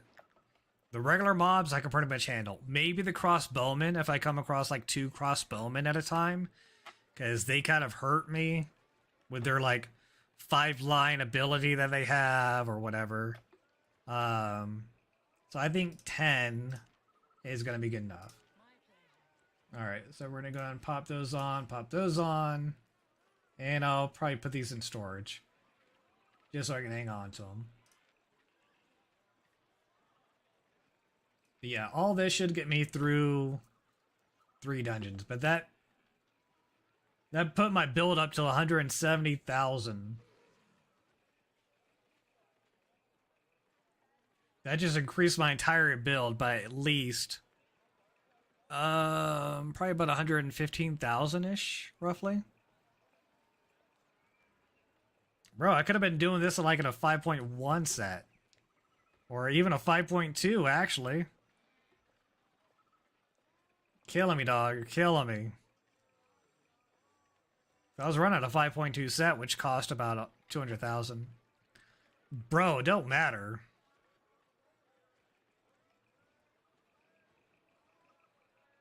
Still, 5.1, I was clearing some dungeons.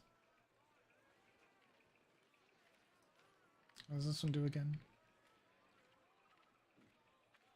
Alright. This will take a little bit of getting used to, so I'm not too sure how it'll go. Yes. Okay. Alright. So anyway, let me go put this stuff in storage. No. Swift Claws are like... How much do they cost?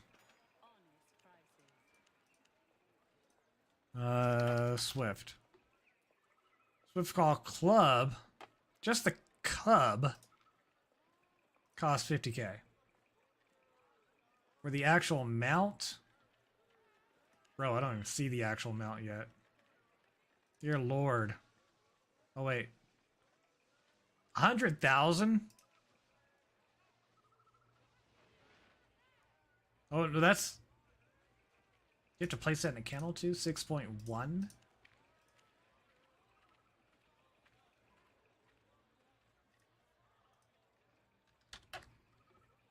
Oh, come on, for crying out loud. There is no 6.1.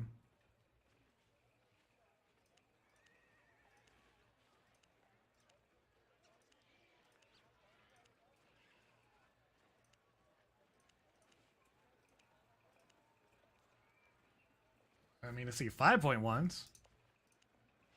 That's it. Okay.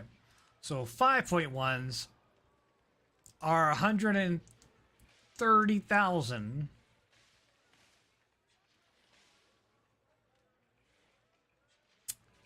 They have a faster move speed and a faster gallop speed. Time to gallop is 2 seconds more than a tier 3 horse.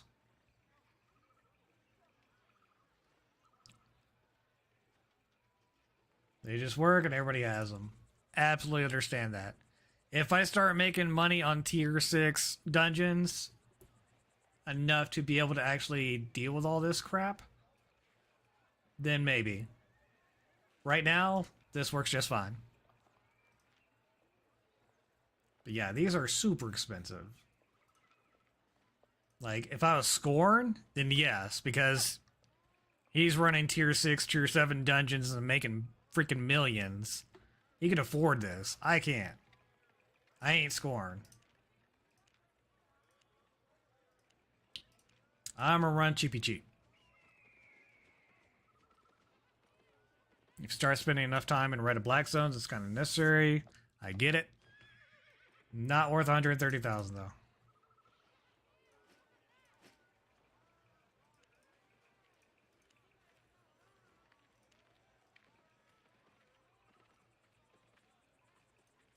I mean, my horse moves decent. Already moves like 100. It will be. So the time to gallop is kind of what I'm more concerned with, okay? So this one has a quicker time to gallop than the Swift Claw does. Therefore, that initial burst of speed might give me more of an advantage. If everybody's running a Swift Claw, they might be able to catch up to me. That's for sure, and get ahead of me. Absolutely. So I kind of get where you're coming from as far as, like, you know, top speed is concerned. But those additional 2 seconds, I mean, they swift to a run ahead and give enough time to dismount. Absolutely, I get it. But hopefully if they're running ahead of me, I can curve, or I can move somewhere else. I've kind of seen how hard it is to, like, dismount real quick and attack or something like that. It's by that time they're already like they're already gone. Besides, when you die, you lose your mount, right?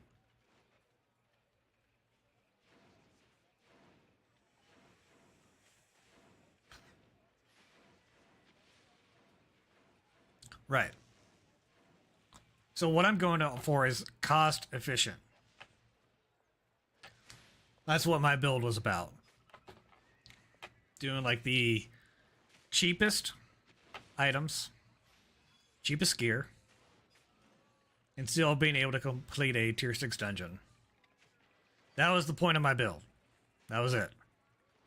If I can do a tier 6 dungeon with a, 50,000, 40, about a 50,000, 60,000 build, then, I mean, why not? I could potentially make a lot more profit, hopefully. We'll get you there. You'll be burning Swifties left and right in no time. I hope not. But no, I get what you're saying. Usually bigger is better, blah, blah, blah. So I get the mechanics are there. I get where you're coming from as far as, like, all that fun stuff. I'm just not making a whole lot to be able to justify spending a whole lot. So that's why I'm running as cheap as I can get, but still effective enough to do like a tier 6 dungeon. So that's kind of like where I was going. And if I could do like a tier 6 dungeon and make like 300,000 off of it, that'd be great. Without dying, that'd be awesome. Because I think that's what Scorn does. I'm not too sure on that, but I think that's how he's doing his dungeons. And he's doing like tier 7s or something like that. I don't remember if he upgraded to like a 4.2 or if he switched over to like a 5.1 or something like that. I don't know. He's been kind of quiet lately about his everything he's been getting. I know he's been getting killed a lot more often though. Okay, so yeah, he's running 4.2, it looks like. Do, do, do, do, do.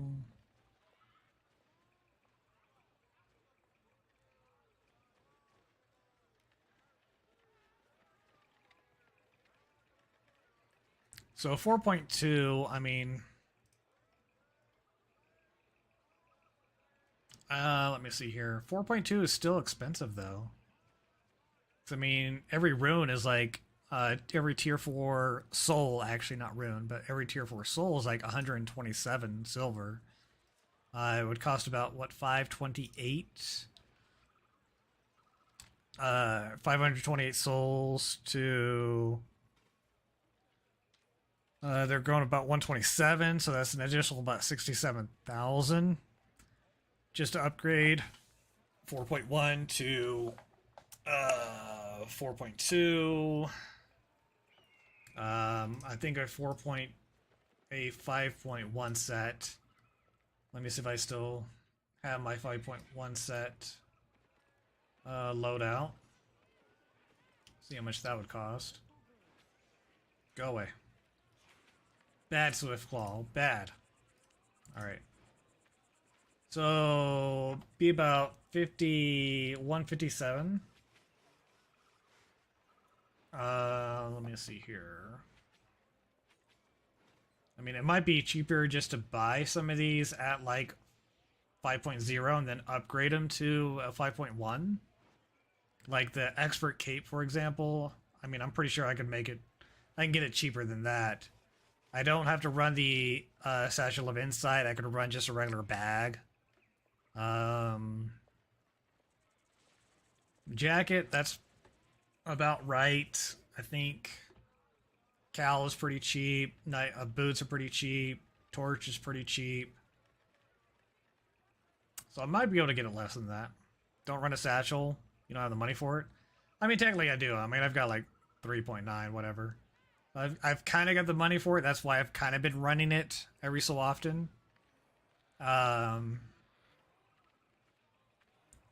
But yeah, as you can see here, I did switch away from using a satchel because they are kind of expensive. I mean, it's like 30,000 even for like a tier 4. Yes, I know what they do.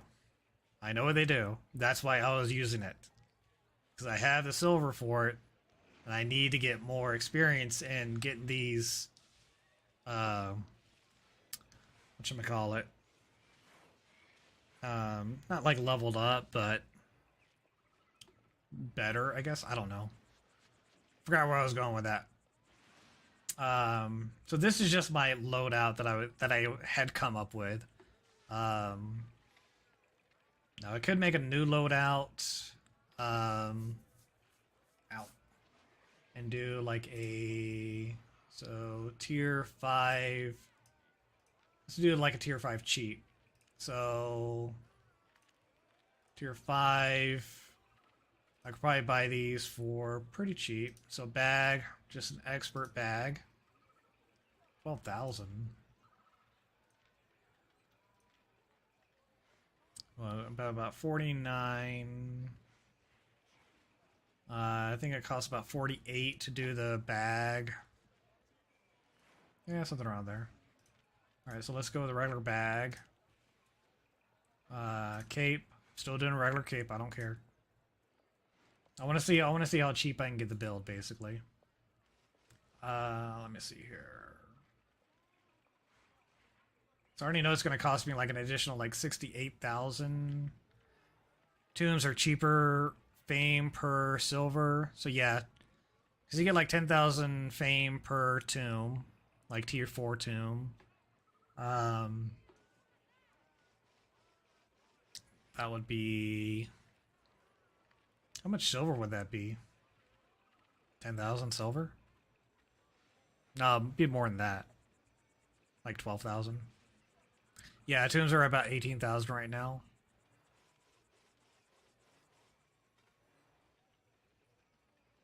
So I think it would actually be cheaper to use the satchel. 1.8 silver per fame versus satchel at 2.2 per fame. Let's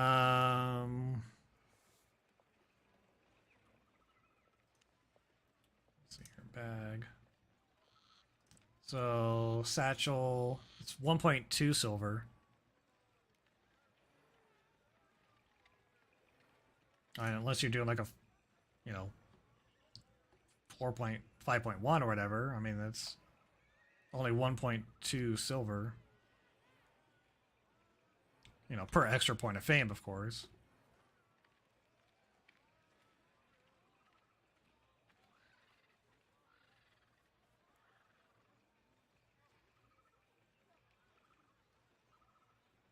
Oh.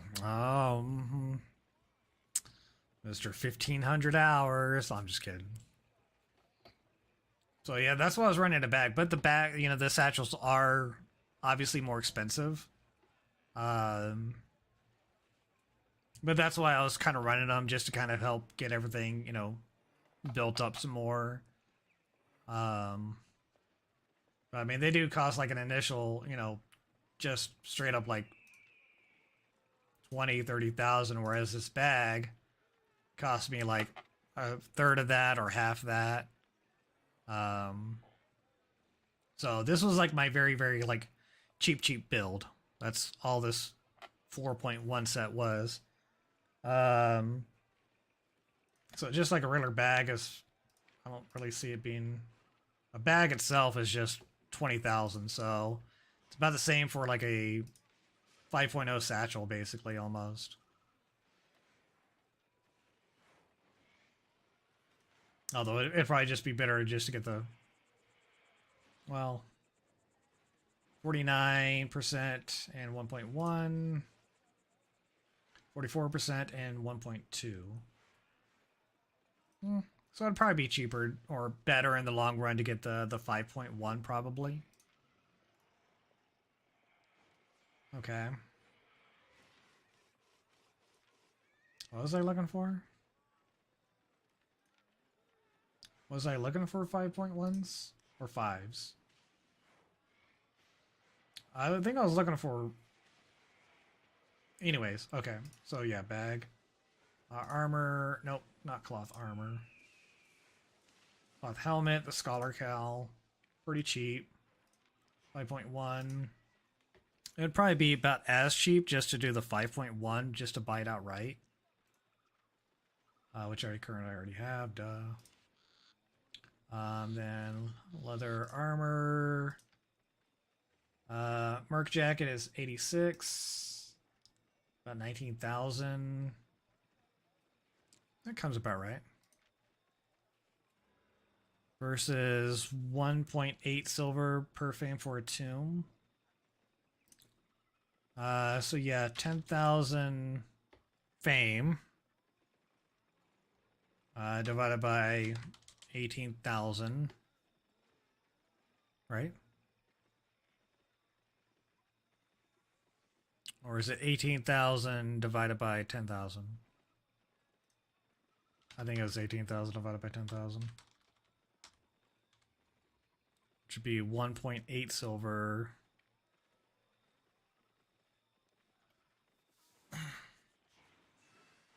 Right, yeah. 18, yeah, divided by 10. So yeah, it would still be cheaper to run the satchel though. I mean, kind of cheaper.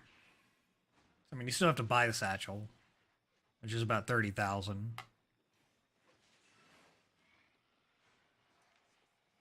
So as long as you don't lose it, then it's better in the long run. But if you die often, then it'll just be cheaper just to get the books. Anyways, going back to here, might be cheaper just to buy the jacket, I think, instead of upgrading it from a 5.0.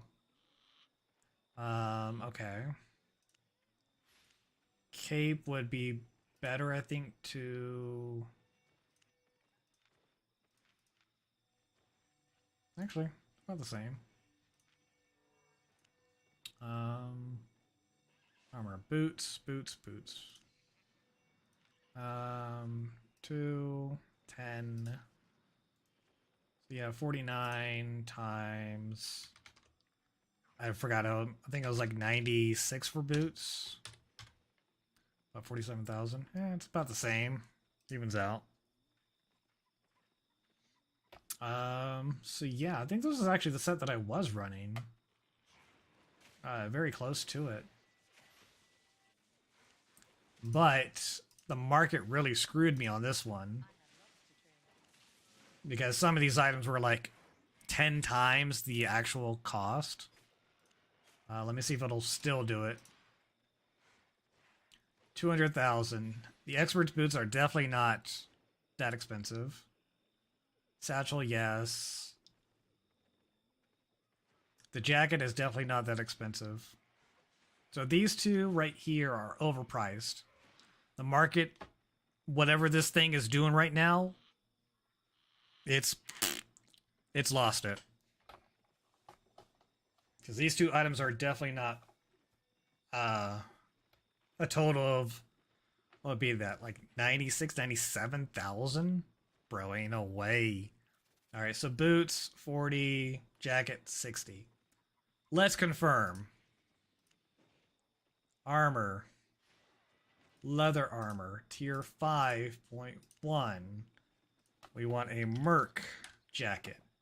17,000. What are you doing, market? What are you doing? So it basically almost tripled the price of just the jacket alone. Now I could do excellent. It would still be half the price that it was giving me, basically.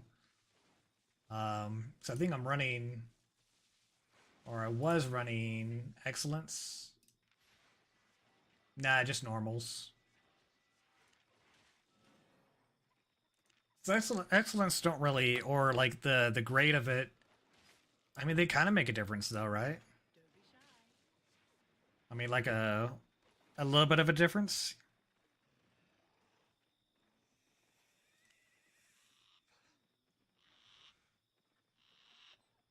Oh, no, wait, this jacket is like a third of the price that the market was telling me. And then the boots, I think it was my night boots.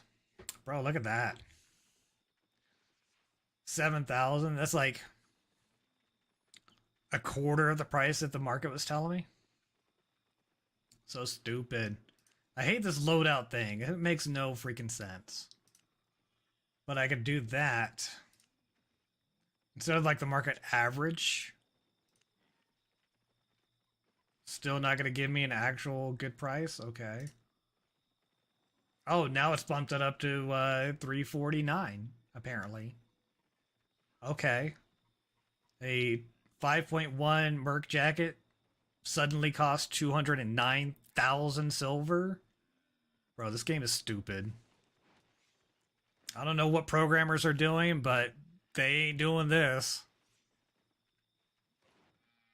In what world does this make sense?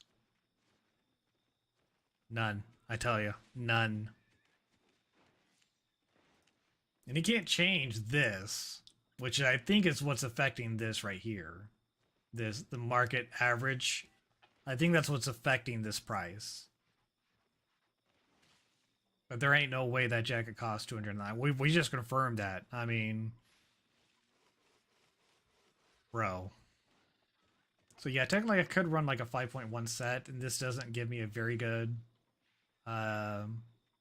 Most of these look pretty accurate. The horse, the cowl, satchel, cape, torch. So if I bought like the jacket or the boots separately, that would be different. And I could probably do these on excellence too, and still get a pretty good price.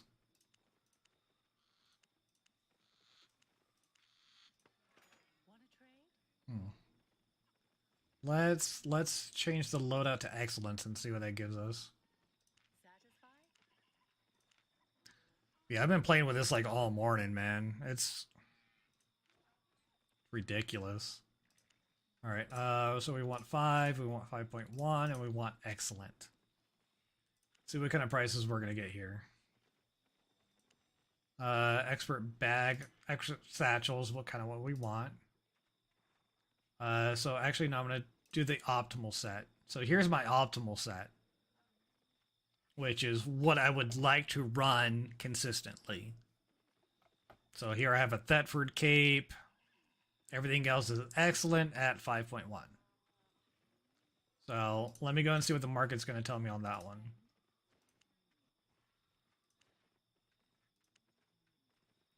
About 200,000, which seems pretty accurate. But that's also including the Thetford cape, which is about 70 to 80,000, I believe, right now, something around there. So everything on here looks very, very accurate. If I ran just a regular cape, I could basically reduce that by like 67,000. But this is also running like all excellence. Yeah,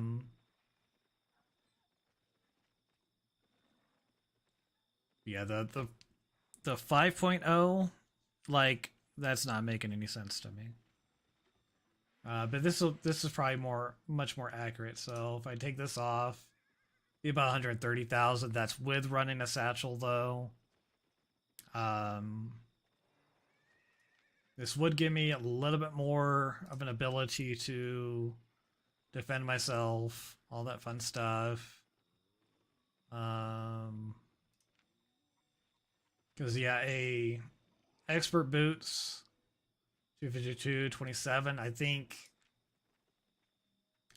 if you did like normal quality, I think it would be like a little bit less as far as like the individual stats are concerned. But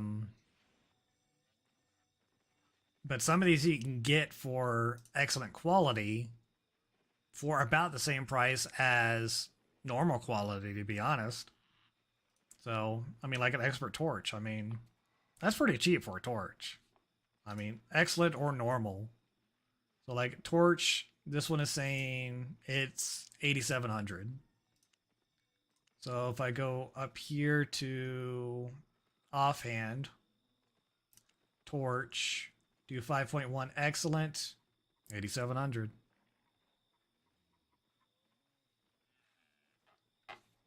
So, if I do a normal, it's about, you got 2 for like 3,000, or for about 6,000.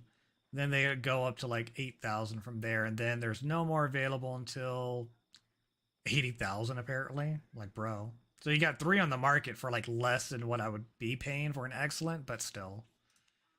You got many more on the market for excellent for a very cheap price. So that's why I was running a 5.1 set.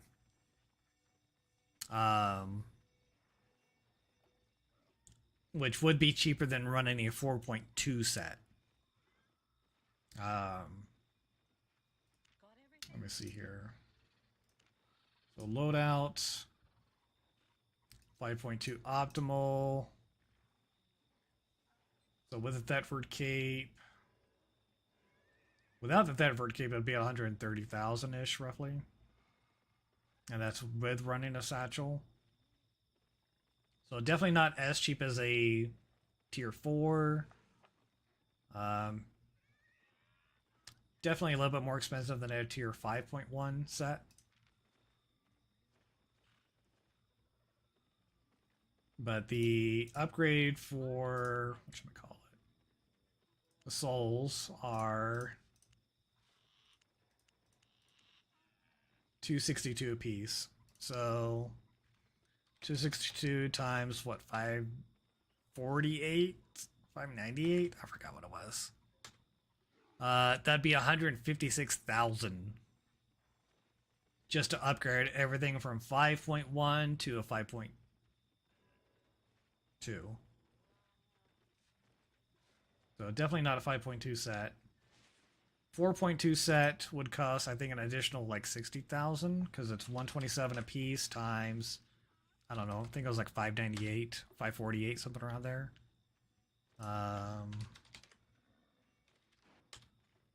What was it? I made a note about it. Where did my notes go?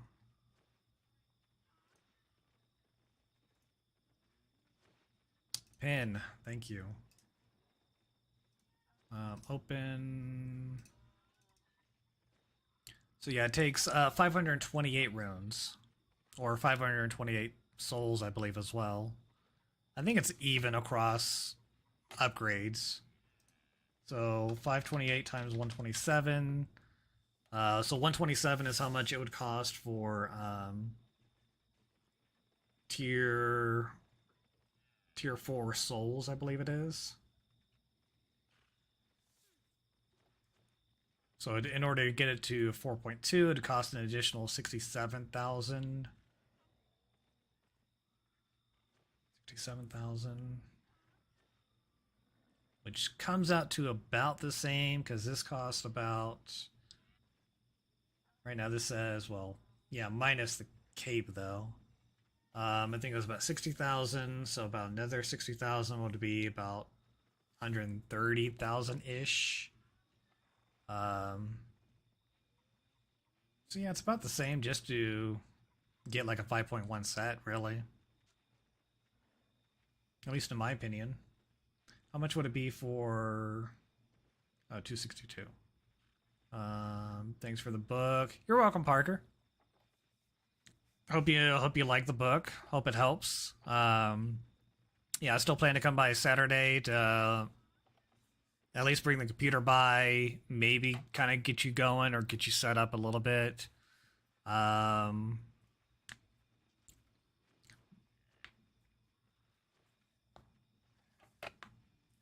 we'll kind of see how that works. I'm not really too sure. Because you got everything on the PlayStation right now, so that's kind of the hard part. You do like the book, good. So yeah, the hard part is that you're running mainly off the PS5, whereas I have mine kind of hooked up together basically. My computer, my PlayStation, they're both hooked up to the same monitor, so I can stream. The only way for you to be able to do that through your computer would be with like a capture card, which would still need a physical connection to the... Well, you could do remote play from the PlayStation and stream it that way. But that uses up more bandwidth, though. So, that's a bit of a tough cookie. You'd basically have to put your computer like right next to the PS5 or have your PS5 right next to your computer in order for that to work efficiently. Or the alternative method would be to re-download or re-buy everything on PC instead of on PlayStation. Which the book is funny, yeah. It does have some pretty cool things in there, really interesting. Um, you know, very good pointers in there. You know, you don't have to follow everything the book is telling you, but it's at least meant to give you a guideline, an idea of what to do, what to expect. So definitely pay attention to it. I think all the information in there was pretty good from what I read. I didn't read all of it, but most of the stuff that I that I'm using, I pretty much figured out on my own. I trial and error, all that fun stuff. But yeah. So 5.2 would be super expensive. So yeah, 528 pieces times 262, 138,000 just to upgrade everything to 5.2. Yeah, I would still say like 4.2 set or 5.1 set would basically cost about the same. Okay. So 5.1 set optimal is what I want. Now I don't need the Thetford cape. I could replace the cape with something else. So for example, we'll go to T5 optimal. I mean, I do like the cape, don't get me wrong. Call of Duty is now in season 3, but yes, yeah. So yeah, it kicked in at midnight. Oh, actually, no. It technically took effect at 9 a.m. Eastern Standard Time this morning. That's when the official season kicked off. I haven't really looked at all the patch notes yet. I'm supposed to be doing Call of Duty this evening in my next stream. Although I've been running way over late on this stream right now because I'm just trying to figure all this crap out.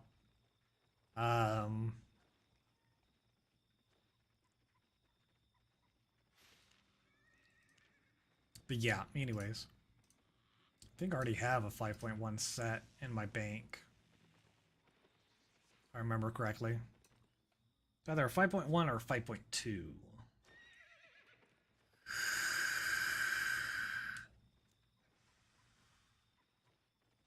Nope.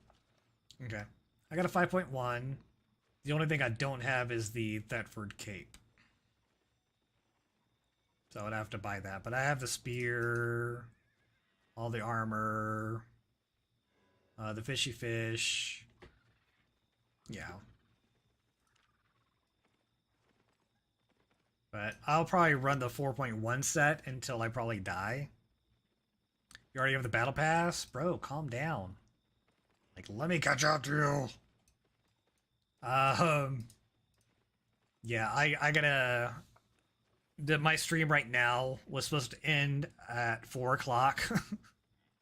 I'm way past due to end the stream because I was supposed to make dinner at 4. Supposed to eat. It's already like 5:07. I'm supposed to stream again at 5:30. So what I'm probably gonna do is I'm gonna take a quick break. Grab something quick to eat real quick. Run to the bathroom because I haven't used the bathroom in 4 hours right now. And then I'll get back on and I'll stream some Call of Duty. And we can probably squad up and we can run some Call of Duty, check out the new season. But yeah, let me go and get off here. I'm done with everything for right now. Let me get off here and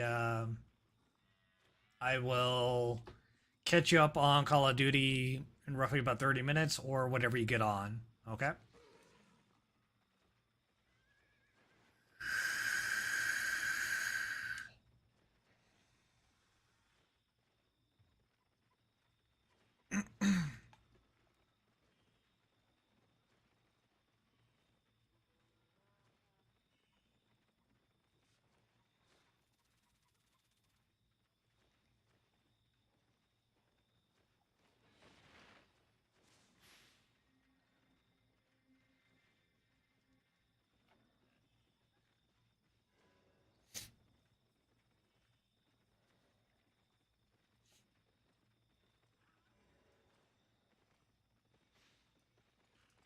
All right, but anyways, for those of you watching, listening, whatever, I'm gonna go ahead and end the stream for now. Take a quick break.